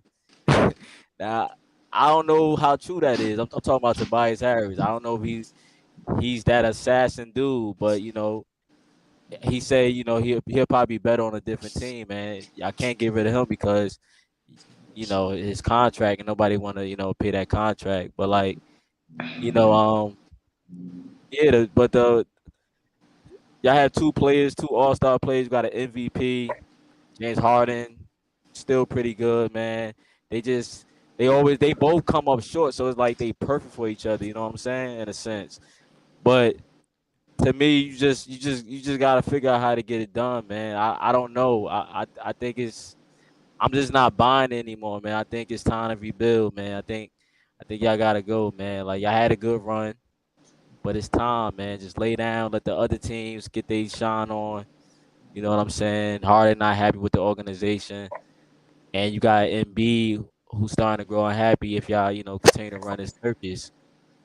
But yeah, I'm with the rebuild, man. I don't really care Bro, about you the Sixers. said we should lay down. Nah, you gotta beat us, bro. We can't No, just no, lay down. You y'all guys. already beat yourselves. Nah, It's nah, already it's I'm already talking in the about the part. Cavs. The Cavs gotta beat us. Hey man, y'all already beat yourselves, man. I look, bro, it's over. Bubba, it's over, man. I know Nah, you listen, trying to because hold on. if you're the new team, you gotta beat whoever the champion is. Just like the Bulls Y'all beat not the the Pistons. champions. Now listen. First Just like round the champion. Bulls, just like the Bulls beat the Pistons in 1991, and got them out of there. Sent them into retirement. You feel me? Just like other teams. LeBron ending the Pistons run in the 2000s. So you got to beat us to get us out the way. So I don't know about laying down, bro. Celtics beat you out of the way, so it's over. In the game 7. It's over, man. It's over. I mean, we took him The, in 7 games. You acting like it was not competitive. It was a competitive series. It was? Okay. the Cavaliers Bruce, have the same issue that the Sixers have. They too damn little back there, man. Hold on, man. We not talking about the Cavs, man. Hey, I'm just keeping it a buck. Just keeping it a Hey, buck, that's bro. Y'all, cool. Donovan Hey, Mitchell and Garland is too damn little, hey, we bro. still Y'all got the got to number get one some. defense, bro. We still got the number one Oh, defense. okay, but listen. You don't Look, defend. man. You don't stop nobody Look, when it count, bro. I didn't see that against That's the Knicks. that's What bullshit. was their defense? That's look, bullshit. You look. don't stop nobody when it counts, bro. Okay, we could talk about Marcus Smart being the defensive player of the year and then get your ass cooked in the finals. What you talking about? He got cooked by the but bro, chef, and he was the defensive player of the year. but that's Curry though. Curry cook everybody, so But you I'm can't just really saying, blame you him. the defensive player of the year, though, right, BJ? No, Andre, bro. Nah, VJ, Oh, VJ, Andre. Yeah. Andre, yeah, BJ Andre. not here. Andre Yeah, is the BJ not one here that's today. sizzling. He the one that starts Right. sizzling. Oh yeah, my bad. Yeah. Nah, but what's up, Andre, bro? The Cavs your squad. Like, what we doing? Like, what y'all got No. Max Struess over there at the 3? Isaac Okoro. That's not gonna cut it, homie. Now the Cavs is 200 Sports Squad. yeah. Bubba, it's your squad too, Yeah. bro. But Mobley, yeah, listen. In order for that to work with Garland and Mitchell playing the way they playing, Mobley gonna have to step up defensively and play like nah, AD and nah, switch. he Because Isaac is, Okoro bro. is he listen, he's not a good enough threat offensively for that team to work. Y'all No, gotta he get got something better at the 3. no. I'm hoping Isaac could, take a little leap. He still got to develop that If he outside take shot. a leap and do what he need to do on defense He and do. really help Hey, out Donovan he Mitchell and he do Garland, pretty solid on defense though. He had to take on a lot of tough assignments. He do pretty solid, but sometimes he do have trouble with certain caliber of players. but he do a pretty good job on like the smaller guards. Um, Bro, they should put Donovan Mitchell at point guard and let Darius Garland come off the bench. I ain't gonna lie. Nah, we ain't doing that, man. Bro, We listen, Yeah, we Donovan ain't Mitchell doing you is that, you too bro. little. started well. You started well. Now you're saying crazy things. Hold on, We wait. ain't Listen to doing me. that, bro. Listen. Okay, so who running point guard? DG, he's the one that for Okay, who sure running two did. guard? Because Donovan Mitchell too damn little. Spider, man. He's the He bucket too getter. little. They too little, bro. That's cool. That's why we got them big boys in the back, bro. We ain't Nah, the talking big about the boy. Cavs. Don't nobody want to hear Yeah. about them Hey, trash Oh, look. I'm Cavs. not. Uh-oh, I'm not here we trying to talk go. about the Cavs, Here we go. You talking about Philly? I mean, I mean, Philly actually doing something though. Philly actually doing something. I They mean, ain't listen, we doing as can't much as judge the them based off Cavs. of. Listen, we can't judge them based off of 1 year, bro. We seen 1 1 one, year? year. 1 1 year? year. bro. This 1 year, him Come and The Harden on, and Embiid Cavs been ain't together Yeah, how doing. long? is this LeBron yeah. You're podcast? losing Come it, on, man. You're man. losing it, man. Hold You're on, losing it. wait. Listen. Embiid, listen, 1 year. Okay, I understand it was disappointing based on their performance in the regular season compared to the postseason. But this is what you can look at. Harden led the league in assists. Embiid, MVP. Now, if they both can take that same thing they did last year, turn up on defense, and the rest of the dudes chip in too, they are going to be dangerous. I'm telling you. But I Yeah. don't see it happening because Harden is he's more focused on going hard in the club with little baby than he is going hard on the So which court. one is it? You saying they're gonna be dangerous and they're Hold I gonna on, be hold said on. they destroyed? could Which be one? dangerous. Did you hear what I Hey, said hold on a now? minute. Hold on a minute. Oh Lord. Hold on a minute. It's time. It's time for me for a reality check. I listen. If you're gonna speak on something, make sure you listen to the conversation because you speaking sideways coming up in here. So the Okay. first thing we said was Oh Lord. we was talking about can Embiid flip his mindset. He's about halfway through his career, just like what I said. Curry was halfway through his career before Curry decided to start playing defense. Does he play better defense now than he did? Yes. But for his first half of his career, the point was, if you listen and pay attention, the point was the first half of his career, he didn't play no defense. He got targeted by the Rockets, and the only reason the Rockets didn't win him because CP popped his hamstring. But it's not. This wasn't a pick on Curry conversation. So get out your sensitive ass feelings. That's the first thing you do. What I was saying was Embiid and Harden, if they would do what you just said, you just spoke with some common sense finally this time. If they speak with what they change their mind, right, and decide to play defense like you just spoke on, I agree with that. If they decide, the key words was if they decide. The point was not to pick on Curry, but all the Curry homers that got sensitive. The point was Curry didn't play defense for 6, 7, 8 years, and he still won titles. Still won titles. Now, does he play better defense now? Did he hit the gym now? Yes, he did. And kudos to him for doing that. Curry's the best shooter of all time. So listen to the whole conversation if you're going to speak on it, or don't Okay. speak on it at all. The point was Embiid needs to change his mindset, like Bruce said, like Hope said, like I said, like TuneIn said, like Andre said. Everybody's saying the same damn thing.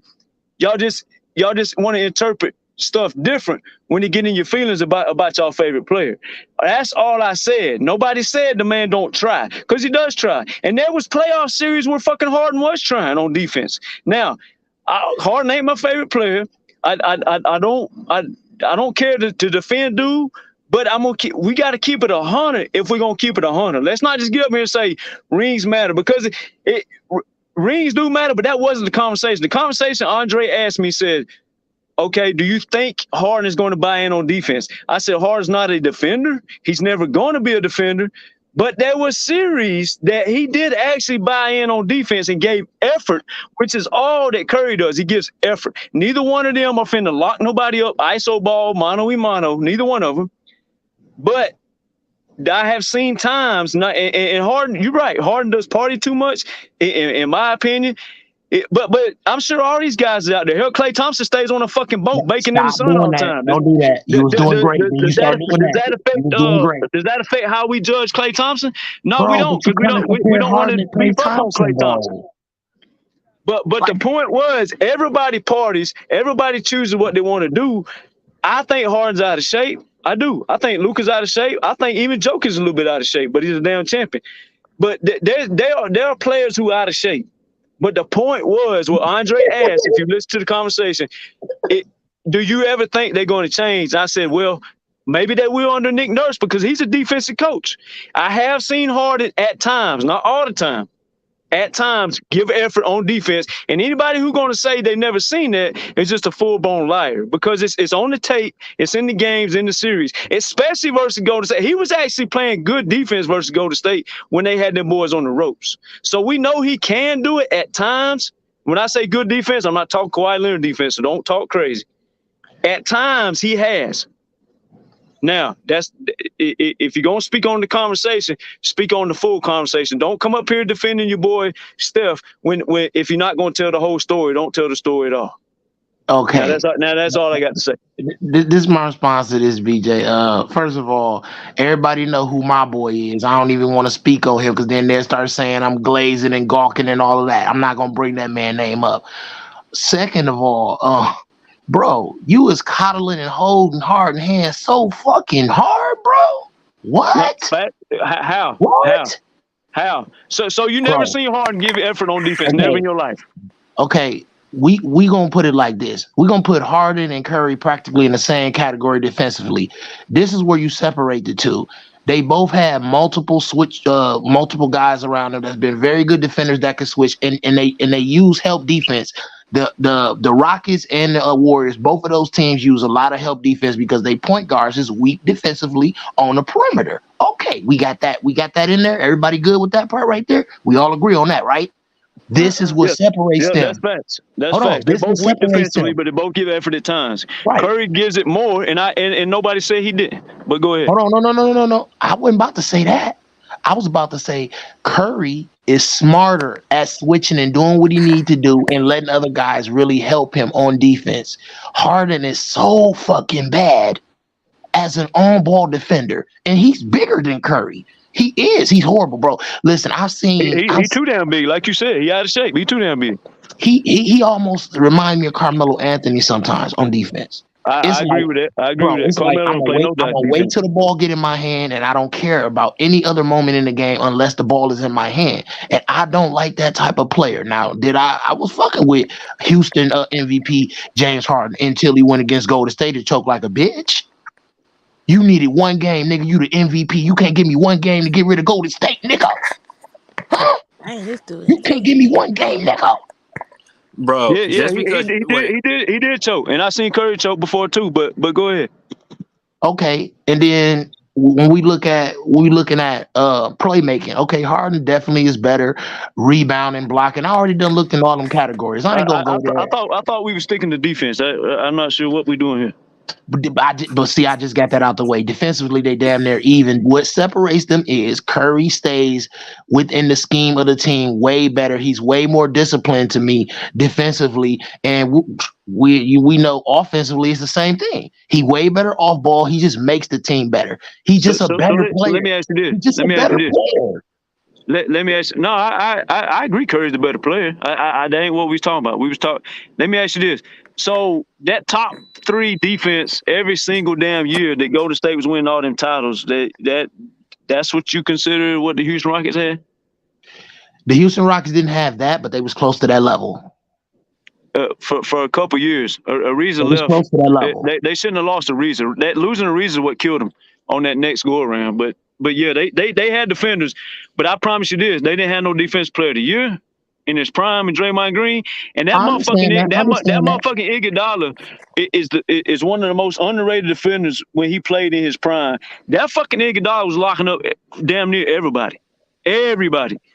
And Klay Thompson, in his prime, he was the one guarding all the point guards. Kyrie and Westbrook, whoever they had to face. That Golden State team, even Livingston played some types of defense too. But that Golden State team was elite on defense. Now, again, Curry's the better player than Harden, in my opinion. But all I was saying was Andre asked me a question, and you got to agree with this. I've seen Harden give effort. I've seen Curry give effort. I seen Harden party too much. As a leader too. Remember when everybody was asking who the point guard is in Brooklyn, and then they had that video of Harden and Kyrie Irving, and when they kind of like went live or whatever, they was like in the gym or somewhere, and clearly Harden was like, "I'm not the point guard. Kyrie Irving is." I'm like, "What, bro? You really went live and did that, homie? Is you serious right now?" What is that? I thought we was talking about defense. His mindset is not a leader. His mindset is not defensive. And that mindset is the reason why his ass ain't went back to the finals, and the reason why his ass ain't gonna get no title. I agree with that. But the question was, Andre said, do you believe he'll buy in on defense? I said, I don't know. I've seen this man do it before, and you've seen him do it before. Yes or no? Yes, I mean, yeah, I seen him do it. That's all I said. So I just had to clear up the conversation when you come up here talking. I mean, if he buy in on defense, he can accomplish a lot more than Curry because of his size and strength.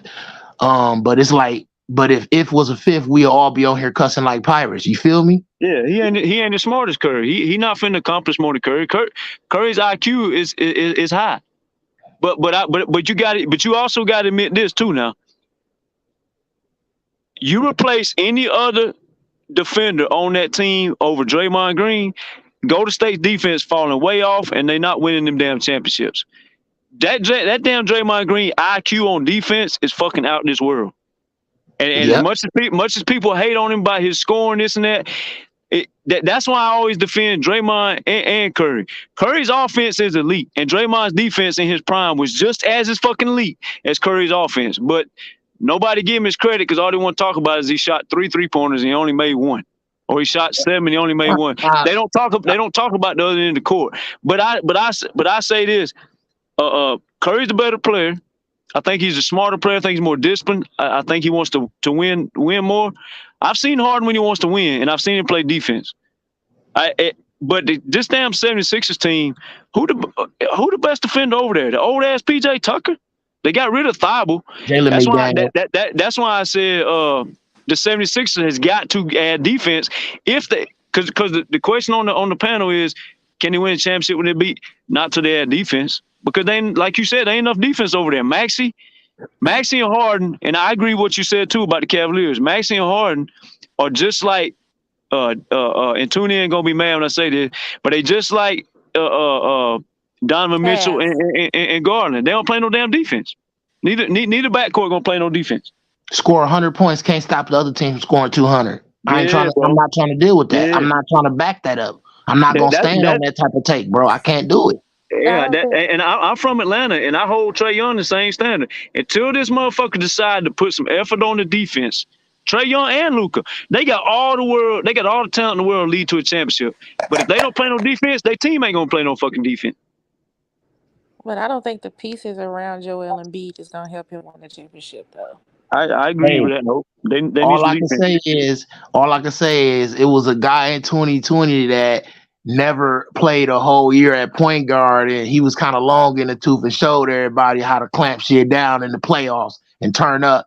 These dudes don't know what they doing, man. Like, I'm telling you, bro, these dudes overrated, bro. I ain't gonna lie to you. A lot of these players is overrated. It gets exposed when they go to the playoffs, bro. Jason Tatum, Jaylen Brown, dudes be overrated, bro. They let Curry take over, bro. They let Curry take over. There's no way I'm letting Curry take over, bro. I'm taking over. The last time I was in this position, I got beat a lot of times. My first time being in position, getting some shine in the playoffs, LeBron, he did it what he wanted to do to me. Now LeBron out the way, and I'm in the playoffs against a guy that beat LeBron. I'm gonna lose, bro. Like, that right there was definitely a detriment to Jason Tatum's legacy. Point blank, period. You had a chance to really up your legacy, bro, to stop Curry, bro. But you did not do that. And I don't see him getting no title, bro. I see that right there. That's gonna be a mental hurdle to jump over, a big mental hurdle to jump over, bro. I'm telling you. But some guys are not built for the playoffs like they are. Some guys are only built for the regular season. So that's the thing. Well, I wouldn't put it like that when it comes to Tatum. We talking about the finals, and they, like I said, he stepped up all the way to that point, and I knew it. Like, I knew it was no doubt in my mind that was gonna happen. He didn't show up at all, so I knew that was gonna happen. The light's too bright, it's too much pressure. You got to be built like that. You got to be all time great to show up and show out in the finals. Period. You have to be, bro. You can't be no regular dude, bro. I'm telling you, you got to be built a certain way. Jason Tatum is a superstar. He is a superstar, but No. He is a superstar. I mean, He's a I'm not gonna star, do but that. not a superstar. Oh man. That's another Man. day for. That's another time. So Have so him why ranked. you so okay, okay, yeah, we're gonna say that. Cause I don't really care for him anyway to give him that much energy anyway. He really he really my dog's son. He his son. He got his son as soon as he came in the league. He got adopted. But Andre, to answer your question, and I'm gonna get off here. No, Joel Embiid is not gonna win with the team that he has with him now. If they change they point guard, get another point guard, get rid of Hard, I even go for Dame. He'll be a better fit for Joel Embiid to win a title.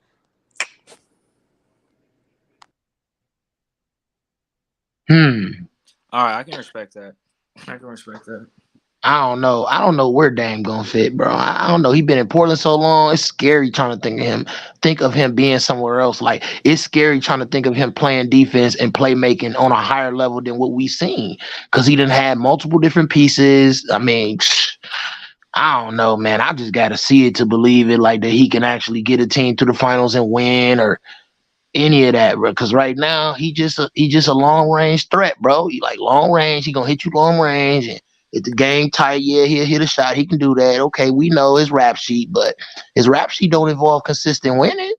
His rap sheet involve him being great in the regular season. You get to the first or second round, and you out of there. You feel me? You got a highlighter getting Russell Westbrook and Paul George out there. What happened the next round? People don't talk about the next round. It's just that's the Allen Iverson effect. We talk about how great he was in game one, stepping over Tyronn Lue. We'll talk about him getting shit beat down his leg the rest of the series. Like, come on, bro. We got to put some context on this, man. Yeah, they only hope is to. There's no way in the fuck you bring Harden back to Philly and put him at the point guard. They only hope is to add defenders, put Maxey on the ball, and tell Harden take a step back, or sit your ass out all year long like John Wall. That's their only hope, because it's disrespect to Embiid and it's disrespect to Maxey to let that man come back to Philly and give him the ball and play point guard. That's that. You might as well just blow the team up before you do that. He ain't gonna come off the bench or play the two, so you got to get him out of there. Yeah, that's what I'm saying. He going to sit on the bench like John Wall, because unless you get him out of there, unless you trade him for some bums, he can be traded tonight. They're gonna get him out of there. They're not gonna have no if you lower the asking price, he'll be traded tonight. That's bad for the locker room. They're not going to have him on the bench or nothing. They're getting him out of there. It's just going to take a little longer because he shook up things when he went over there and did what he did. But they're going to get him out of there. I'm telling you, they got to get him out of there. It's bad right now. No, I agree. They got to get him out of there. But they also, the same ones that got to get him out of there is the same ones saying they want him on the team too. So I don't know. Yeah, and then this is the thing I look at. Okay, if I'm an owner, and I know that I'm always going to look at everything in my eyes as business. If the business don't go your way, is you going to badmouth me when I trade for you, James Harden? That's one. Yeah. That's another thing that's going to make it hard to trade for him, because ain't nobody finna give up a boatload of players and give up the future of their franchise for you and put the franchise in James Harden's hands when he don't want to play defense. He always getting attitudes.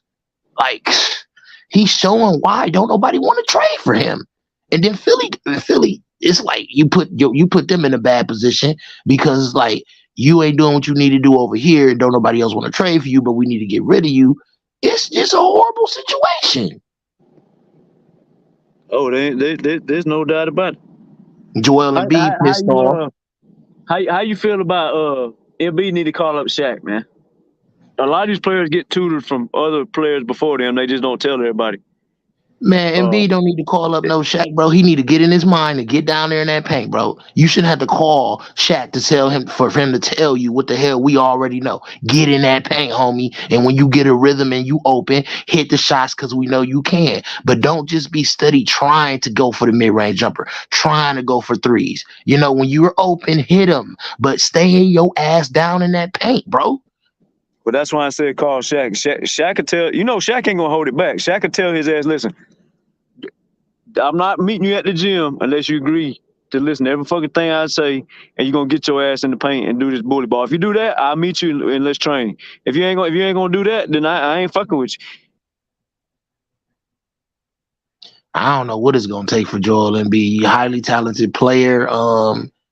he got an unfortunate situation where he had different coaches, and his point guards are mentally and physically just fucked up all the way around. Ben Simmons, James Harden. I can keep going, bro. Like, I say get James Harden out of there, let Maxey run the point, get yourself some switchable defenders that can hit the open three ball, and tell Maxey, hey, when you got that ball in your hand, score that bitch. If it ain't in your hand, you better take it out whoever hand it's in when they're in front of you. You better play fucking defense. I'm not playing with you or your ass out of here like Harden.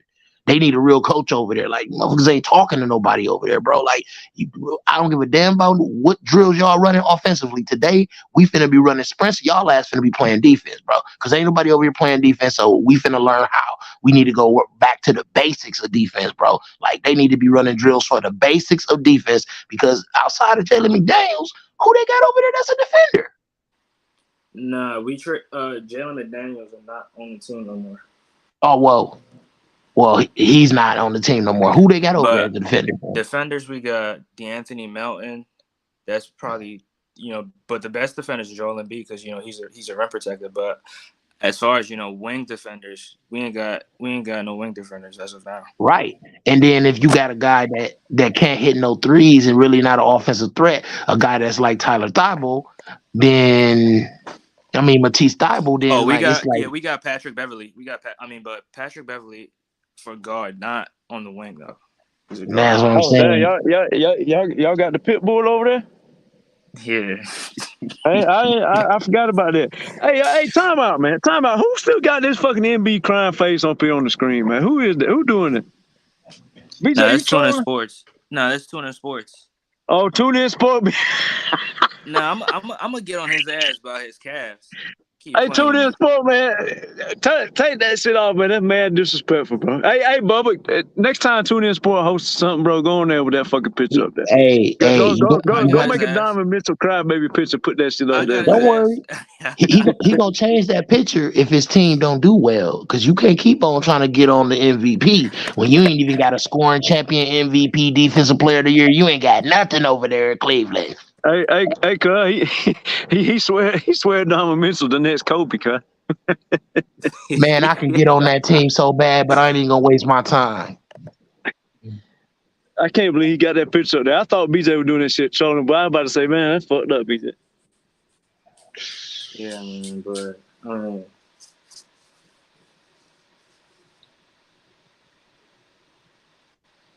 shit, bro. I'm tired, fellas. I got to lay this shit down, bro. I've been driving all damn day. Andre, good show, man. We have fun out here. Yeah, it was good chopping it up with the homies.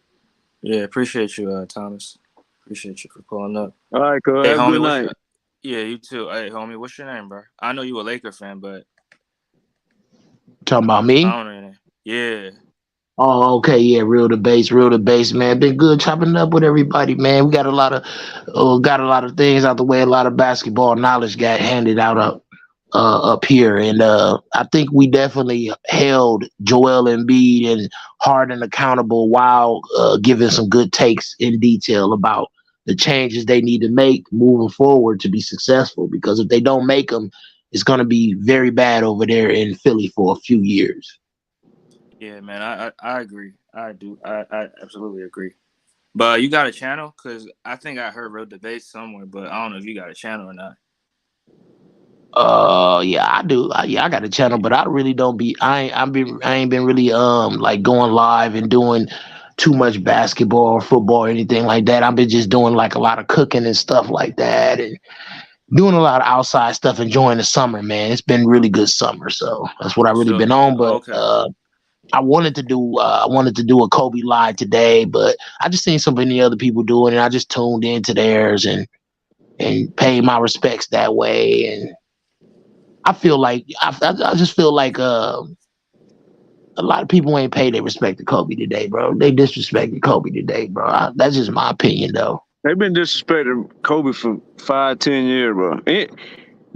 These men act like not just, I ain't saying this channel, just speaking to everybody in general, but like these people act like Kobe didn't three-peat. They act like he didn't get rid of Shaq and then hit two more championships. Like they just be so quick to throw people up over Kobe's name. The shit damn near ridiculous, bro. You you know what's so crazy? They keep saying, "Oh, what you call it didn't have what you call it didn't have hold on, you know how they keep saying, "Oh, if Brown would have had Shaq, he would have never been 4-6." You feel me?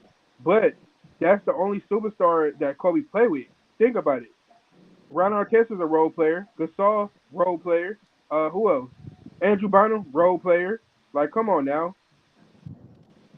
Lamar Name me Odom. another superstar that Kobe played with. Dwight Howard, he was past his prime. Like, come on now. Yeah. No, Gary this Payton and Kobe gets Karl disrespected Malone, they all the was on their time, way bro. out. That was 40 years old. You count that? Yeah, Kobe gets disrespected all the time, bro. If you ain't three-peating, bro, you don't even need to speak Kobe name, and especially Jordan Crazy name. part But about it is they act like Gasol is on the same level of Anthony Davis. That's the funny part about it. hell no, Gasol wasn't the defensive mastermind Anthony Davis is. Hell no. And I used to Kobe I used to pushed his ass defend to be better. Gasol. If he never joined the Lakers, he wouldn't be a Hall of Famer. Hey, I was talking with BJ off the air. You know what somebody mentioned the other night, Andre. You know how people were saying, man, if Kobe would have had Chris Paul, bro, I think that shit. I was talking to BJ. Y'all tell me what y'all think. I think if he get Chris Paul instead of Shaq or Chris Paul instead of somebody else, he probably He would got. have had one more. He would have had one more ring for I sure. believe he would have had less rings though. Here's why, because Chris Paul stay hurt all the Kobe time. know how to beat the Spurs. Kobe know how to beat the Spurs. Yeah, he did. No. What I'm saying, and then if he got Kobe, if Kobe would have got Chris Paul, I believe it would have hurt Kobe's career because Chris Paul was always out. Kobe's career probably would have been longer. Chris Paul would have been viewed differently for sure. Would have took the ball out of Kobe's hand too a I didn't lot. see through that trade, but they let LeBron and Bosh join the Heat. They act like Bosh wasn't a top 20 player. They act like D Wade Yeah, wasn't bro. Chris Bosh in gets Bosh's time. disrespected too. Chris Bosh was averaging like 25 and 13, and a lot of people don't want to believe that. You go look that shit up. And Love was averaging 26 So and was 12. Kevin Love. Chris Bosh and They Kevin want to say Kevin Love. Love a role player, but he was averaging 26 and 12. How he a role player? Let's get this in hindsight 2020 now. If you a decent player in the NBA, if you a decent player, well, if you is a good player in the NBA, he's a star and the player. coach, hold on, and the coach has a game plan around you. He an all-star caliber player. Yeah, all-star. He wasn't a superstar. That's so you had two superstars and one all-star with a bunch of role players. Role player. No, he's not. He's an all-star. He's but number two. By year 3 and 4, he was a role player. He wasn't all-star level no more. Chris Bosh wasn't on that level.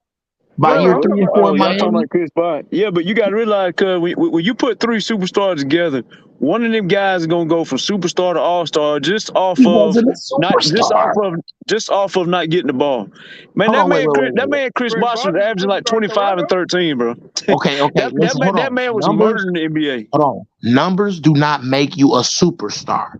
Being able to lead your team deep into the playoffs consistently and be a real leader, that make you a superstar. Chris Bosh wasn't going no fucking where. Kevin Love didn't go no fucking where. Say that again. Look who they was playing with, bro. Okay, look who was. Hold on, wait. We're not gonna do that. Superstars, we've seen it. Real superstars that got that rock in their hand, and the coach trusts them. Even with garbage on their team, they go deep in the playoffs. They exceed the levels of your expectations. Bosh never exceeded no levels of shit. What are we saying? Kevin Love either. Bro, everybody needs help now. Easy now. Everybody needs help. I understand that, but what I'm saying is, hold on. When you put the title of superstar on somebody, it's a level of responsibility. Okay, let me ask you this. He made first team All NBA in 5 years though, twice. Not once, twice. Yeah, and let me ask you this now. Let me ask you this. Y'all gonna make me speak on players, and they gonna think I'm hating again. What happened when Klay Thompson was out? Golden State lost to a fucking rookie bum ass Ja Morant. That's who they lost to without Klay Thompson. That roster was trash. And yeah, you got to have help now. You got to have help. Yeah, you do got to have help. Right? But if you put the title superstar on somebody, you got to do better than what Chris Bosh did in Toronto. You got to do better than what Kevin Love did In Minnesota. in Minnesota, bro. I'm sorry. What about Tracy McGrady? Tracy McGrady, he was a superstar, but injuries and stuff like that got in the way, bro. And then him and Vince being on the Raptors, how all that shit worked out, like the beginning, like a lot of things. Yeah, but see, the thing is though, that I think that kind of held him back a little bit, like because being over there, and then he had to wait to get up out of there and go to the Magic, and then you had Penny over there, and then Grant Hill ended up getting injured, and then they said, okay, we're gonna give you the whole keys to the franchise, because if y'all forgot, when McGrady first got to the Magic, he was coming off the bench. It was Penny and Grant Hill. It was Penny and Grant Hill was the future of the franchise. Then they put the franchise, the future of the franchise in McGrady's hand, seeing that Penny Hardaway had those troubles with injuries and stuff like that. But then he started having troubles with injuries, and that fucked up his career. But like Kobe said it himself, bro. Like McGrady was that. Real Debates. McGrady was that, bro. Kobe got 2 interviews. Yeah. Kobe got 2 interviews standing on the fact that McGrady was one of the greatest scorers of all time. He had real big problems guarding that man. Like there was nothing that McGrady couldn't do, bro. He was completely unguardable. Everybody got to have help. Cause like, listen. Now y'all gonna make me pick on the man on his birthday. Listen, when Kobe lost Shaq, before he got the extra help and Pau Gasol, Bynum, and all them, Kobe was losing too. When Curry lost Klay Thompson, his ass got smoked by a team we never heard of with a rookie named Ja Morant that can't even win a playoff series. So, and I'm not picking on people, but all I'm saying is, bro, everybody has to have help. What Chris Bosh and Kevin Love was dealing with over there was trash. Now don't get me wrong. To the playoffs, though. They couldn't get to the playoffs or nothing, though, bro. Come on. Bro, you got that because Kareem Abdul-Jabbar was playing with the.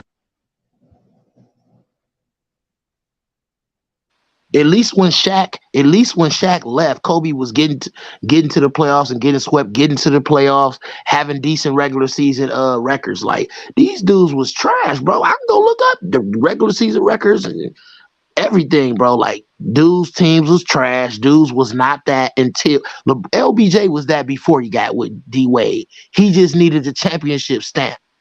These dudes wasn't that before they got over there in Miami and before Kevin Love got over there to Cleveland. Like stop. Kyrie wasn't fucking Uncle Drew till he got with LBJ. Like stop. Wasn't nobody talking about Kyrie. Like stop this. Like, stop the cap. I just missed the playoffs. Who? Didn't LeBron just miss the playoffs and the play-ins before while he was in LA? This man had Brandon Ingram on his fucking team and missed the playoffs. Brandon Ingram was not balling. There's a reason for that. Was not balling. There's a reason for that. Kyle Kuzma, Brandon Ingram, all these boys is balling when they get away from him. Man, Kyle Kuzma got a chip with him, so don't put him in that. No, but is Kuzma a better player? Is Kuzma a better player now or back then? I don't know, because Kuzma ain't went back to the damn finals. It takes a team to go back to the finals. I understand Westbrook and you throw that out there, you put him in the fire. Do shit. I'm just saying, when you throw that out there about guys leaving LBJ and being better, and then they don't get back to the finals and they don't get more titles, you put their ass on the hot seat. Oh, okay, LeBron missed the playoffs with them and without them too. All I'm saying is, bro, it takes help. If you think it does. Kevin Love and Chris Bosh's teams was making the play, was going to do anything with it, but them teams was garbage. Guess what? It takes help, but guess what? Didn't the Cavs get to the finals in 2015 without Kevin Love and Kyrie Irving? Not without Kevin Love. They got without Kyrie. It was Kevin Love and Kyrie Irving. No, they lost both of those guys. They didn't lose it. They didn't lose one of them until like right at the finals. They lost Kyrie. I can't remember which one it was. They lost Kevin Love before the finals, and they lost Kyrie right before the finals too. Yeah, that's what I'm saying. He didn't lose both of them. He lost one of them. Okay, but let's look at this. And then when Kyrie left, he had Kevin Love, and they went back to the finals. Okay, let's look at this. All I'm saying, bro, is you need help. Okay, let's look at this. You can't just exclude You can't just exclude people missing the damn. But Curry had Draymond Green and I can't remember if he had Iguodala, but he had the defense player of the year. He had Draymond Green, and without Klay Thompson, he got sent home in the play-in. Okay, but this circles back to what I was saying. That's a superstar, okay, right? He had to but have guess help. what? But guess what? This goes right back to what I was saying just a few minutes ago.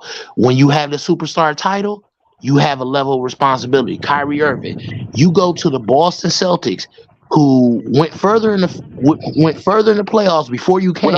They went down. Okay, you do it again over here with the Mavericks. They had a positive record about to go into the playoffs. Couldn't even make the fucking playoffs. But you, Uncle Drew, and you're a superstar. You get where I'm going with this? Huh? You get where I'm going with this, right? He a superstar, right? I agree with that, but there's other superstars that just failed just as bad. Listen, you can't explain to me any good reason whatsoever how Golden State loses to a bunch of fucking rookies. You can't explain it. Bro, but see, it's hard to speak on certain people because they're gonna start crying and say you hate. You ain't hating, you are comparing situations. I got nothing against none of the people. It's like my boy Dominique Wilkins here in Atlanta. Dude was a superstar, but we really have no help around too much help around him. We just did. Trae Young a superstar, and he went further without DeJounte than he did with DeJounte. So all I'm saying is, bro, you got to have some help. Trae Young went further with his own team than Kyrie ever did. Yeah, that's what I'm saying. They want to give Trae Young no credit. But Trae Young though actually is a better playmaker too, though. When you can shoot and playmaker, get you further. Him or Kyrie don't got no good defense like that. But the difference between Trae Young and Kyrie is he can play make, bro. That boy running pick and rolls. He has the mindset of a traditional point guard with a little bit of Steph Curry mix in there. Kyrie Irving is like Kobe with a little bit of playmaking at 6'2". That's who Kyrie is. Like Kobe with a little bit of playmaking does not equal a championship, bro. At 6'2", no, not at 6'2". Yeah. It's hard for small guards to like you. I don't even know how far we'd have to go back to say a small guard led to a championship. Isaiah Thomas was the last one before. But when I say that, I'm not speaking on Golden State because Golden State, the people that Golden State have get disrespected all the fucking time. So but when I say go back, you probably have to go all the way back with Isaiah Thomas Jr. So yeah, the small guard shit don't work. Golden State just had.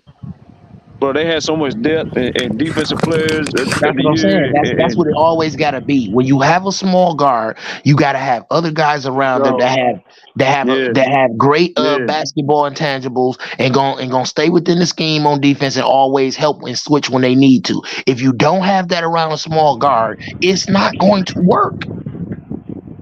Yeah, that's 100% fact. Any of y'all got you got to have help though. That's all anybody's saying because I can name superstar. Hell, Giannis. And I'm about to piss Rick Masters off on this. Giannis had 2 All-Star caliber players on his team. He had all kinds of help and still lost. You got to have help, bro. There ain't nobody do. Even that shit they be talking about LeBron, bro. Ilgauskas was a fucking All-Star when LeBron was sitting in the fucking NBA draft room. So people talking about he ain't had no help. It's crazy. Mo Williams, I know he didn't make the first ballot All-Star, but the point was he made the All-Stars. It's people got to have help, bro. You got to have help. You got Brandon Ingram over here going off on motherfuckers in New Orleans, but when he in LA, they losing. Like you got to have help. They want to keep saying they trash because none of them ain't superstars. Yeah, but Brandon Ingram can't play off ball though. You see what I'm saying? He get the ball in his hand in different situations in a different kind of way in New Orleans. But it's not translating to no real winning yet. We ain't seen that translate to no real winning to try to say, oh, he's better over there. That's what I'm saying. You can't do that, bro. You can't do that. Listen, if I leave... Ingram is twice the player over there than he was. Okay, but listen. This is my thing. If I'm go to the finals on one team, and then I go to another team and I don't even make the finals. And then I got somebody coming out their mouth saying I'm a better player over here. How? But it look on the court, bro. The man is twice the player right now that he was over there, bro. That man Brandon Ingram. But as a matter of fact, when CJ McCollum out a lot of times, like this man's putting them in the playoffs. Zion is doing Zion things. This man is competing in the playoffs, doing all he can fucking do. I mean, Brandon Ingram, listen, he's a decent player. He always had the potential to be baby KD, but that's potential, bro. He ain't lived up to it. Bro. Whether he been in LA or wherever the hell he been, he ain't did it. He ain't done it yet. He ain't had that season yet where we like, damn, okay, that's baby KD. Like, he on that level. He ain't on that level, bro. He's not. Bro, what has KD done when he ain't had an all-world team, bro? We're not gonna do that. We're not gonna see that. See that, y'all? The man got swept and then he just got his ass beat again this past year with 2 All-Stars on his team.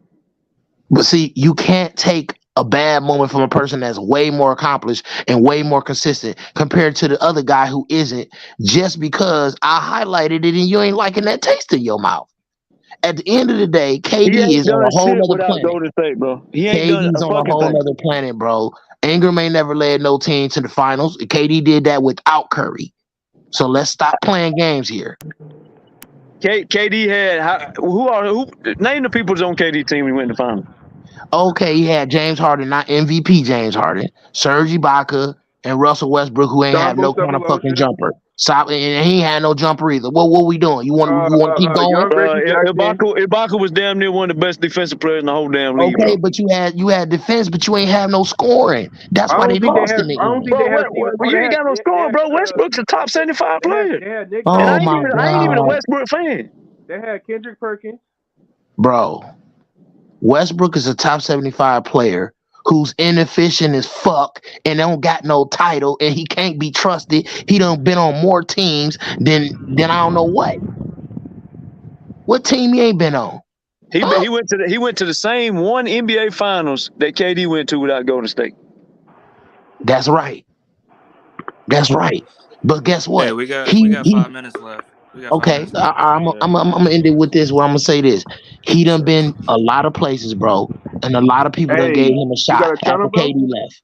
Yeah, I got a channel, LeBron Legacy Podcast. Oh, that's you? That's me, right? Oh, but listen. Oh, I know your voice sounds familiar. Yeah, but listen though, Russell Westbrook, bro. All respect to him, top 75 player, Hall of Fame guy, bro.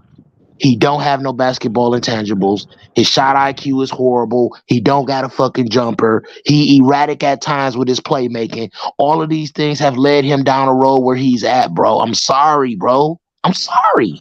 He made a guy leave his team and go to a team that beat him.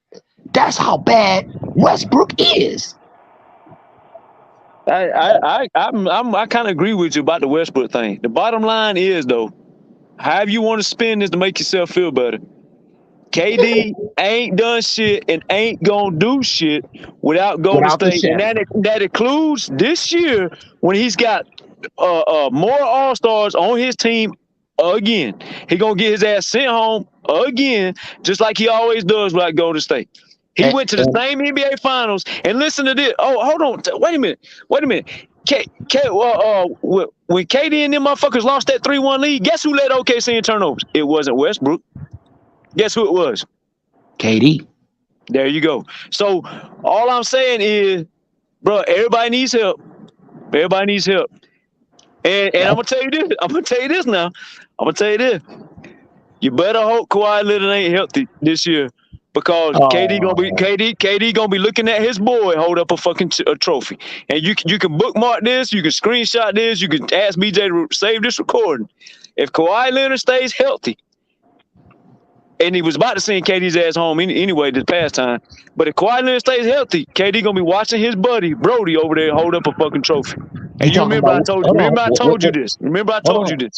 So you gonna stand on that with Russell Westbrook as the point guard, right? I'm going to stand on that. I don't even want Russell to play point guard. I want Terrence Mann to play point guard. I want Russell to run the second team. That's what I want. But Kawhi Leonard is that fucking good. Just like Curry and Golden State was that fucking good to get KD a ring.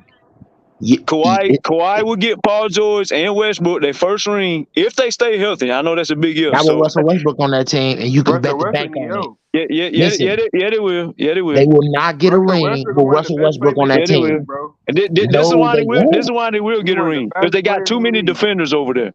Because that boy. What? Listen, I ain't a Westbrook Rob, why fan, you cuz hating on Westbrook?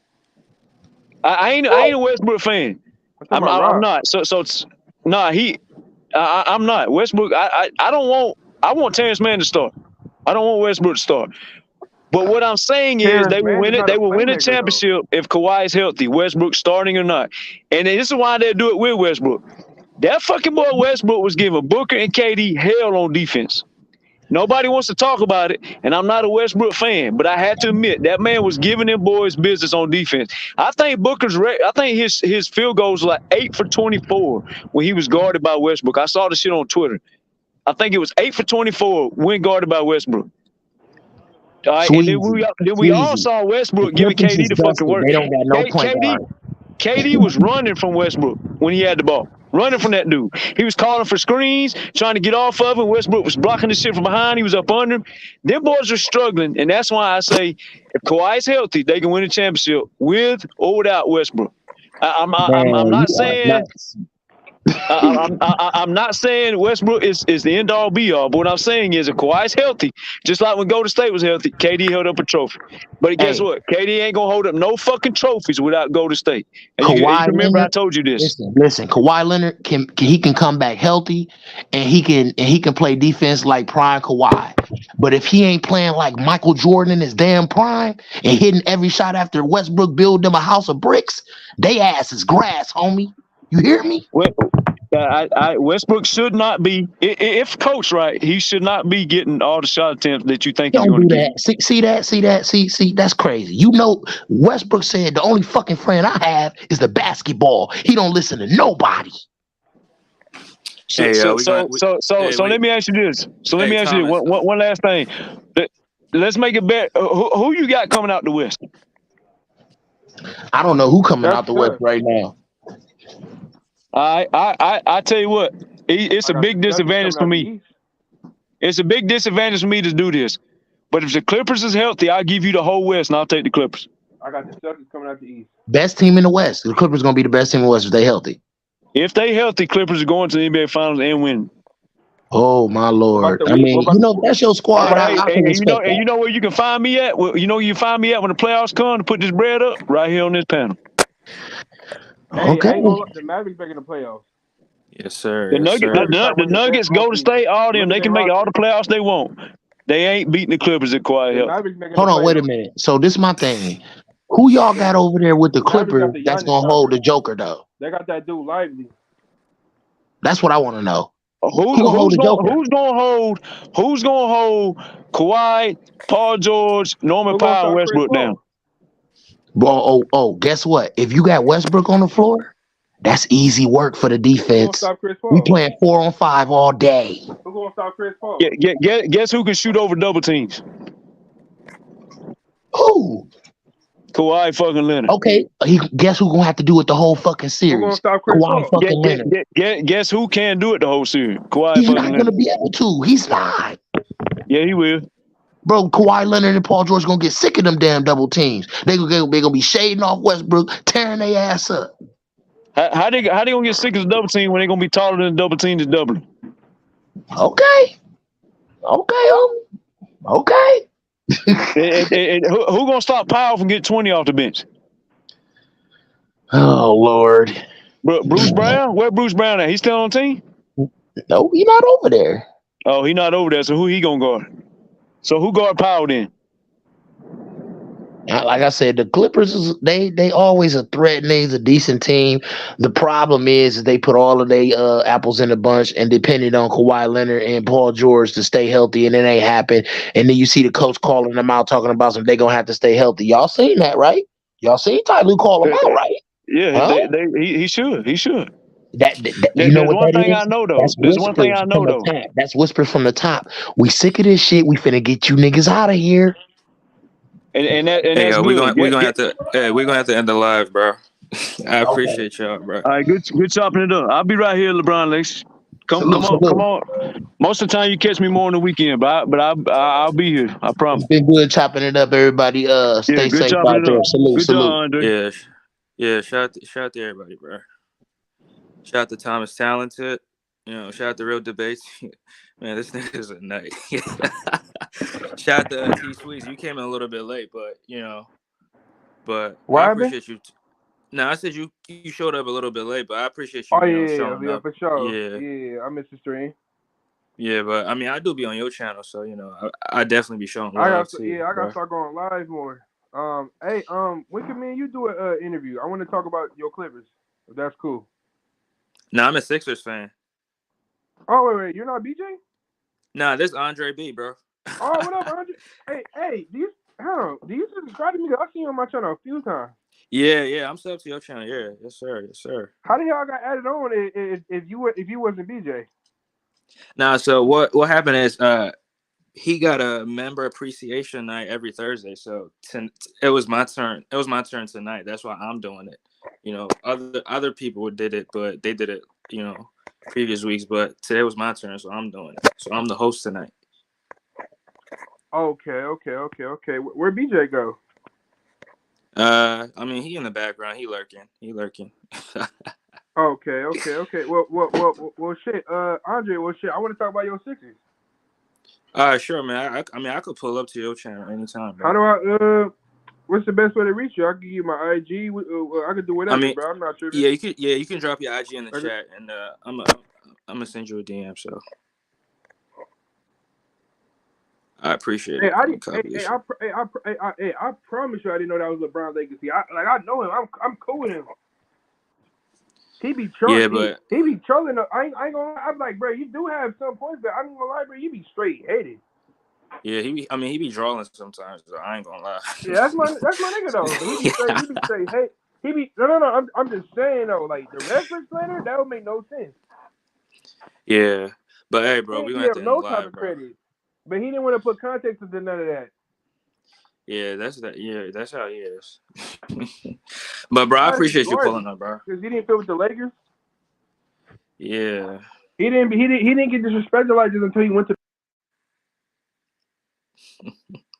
And man, I appreciate each and every person that pulled up to support me tonight. Hey, shout out to Rick, shout out to BJ, Mrs. Tay, shout out to Hope, shout out to Bruce, you definitely pulled up. Shout out to Tuning Sports, and shout out to Pagan 180, bro. I hope you can come on the panel one day, bro. We want to hear your opinion on stuff. We don't just want you to type in the chat all the time. So, bro, we hope you can pull up on the channel. But once again, bro, hit the like button, hit the subscribe button, and hit the bell notification to get notified every time there's a video is posted on this channel. And again, you can follow me on Instagram on @sincerely.andre and my YouTube channel's coming soon, so hey, y'all stay tuned. But hey, pull up a seat, pull up a chair, pull it up, peace out of here like swim way out.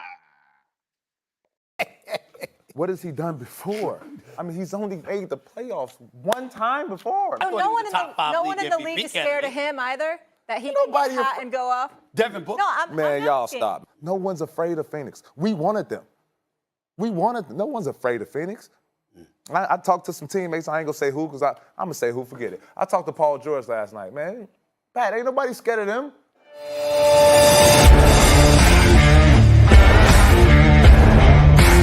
He's more impact player. The second shot and a tip-out already. Ball George. George off the dribble, drives, gets inside. Nice left-handed. George drives into traffic, pulls up, shot's good. And the Clippers move in the lead.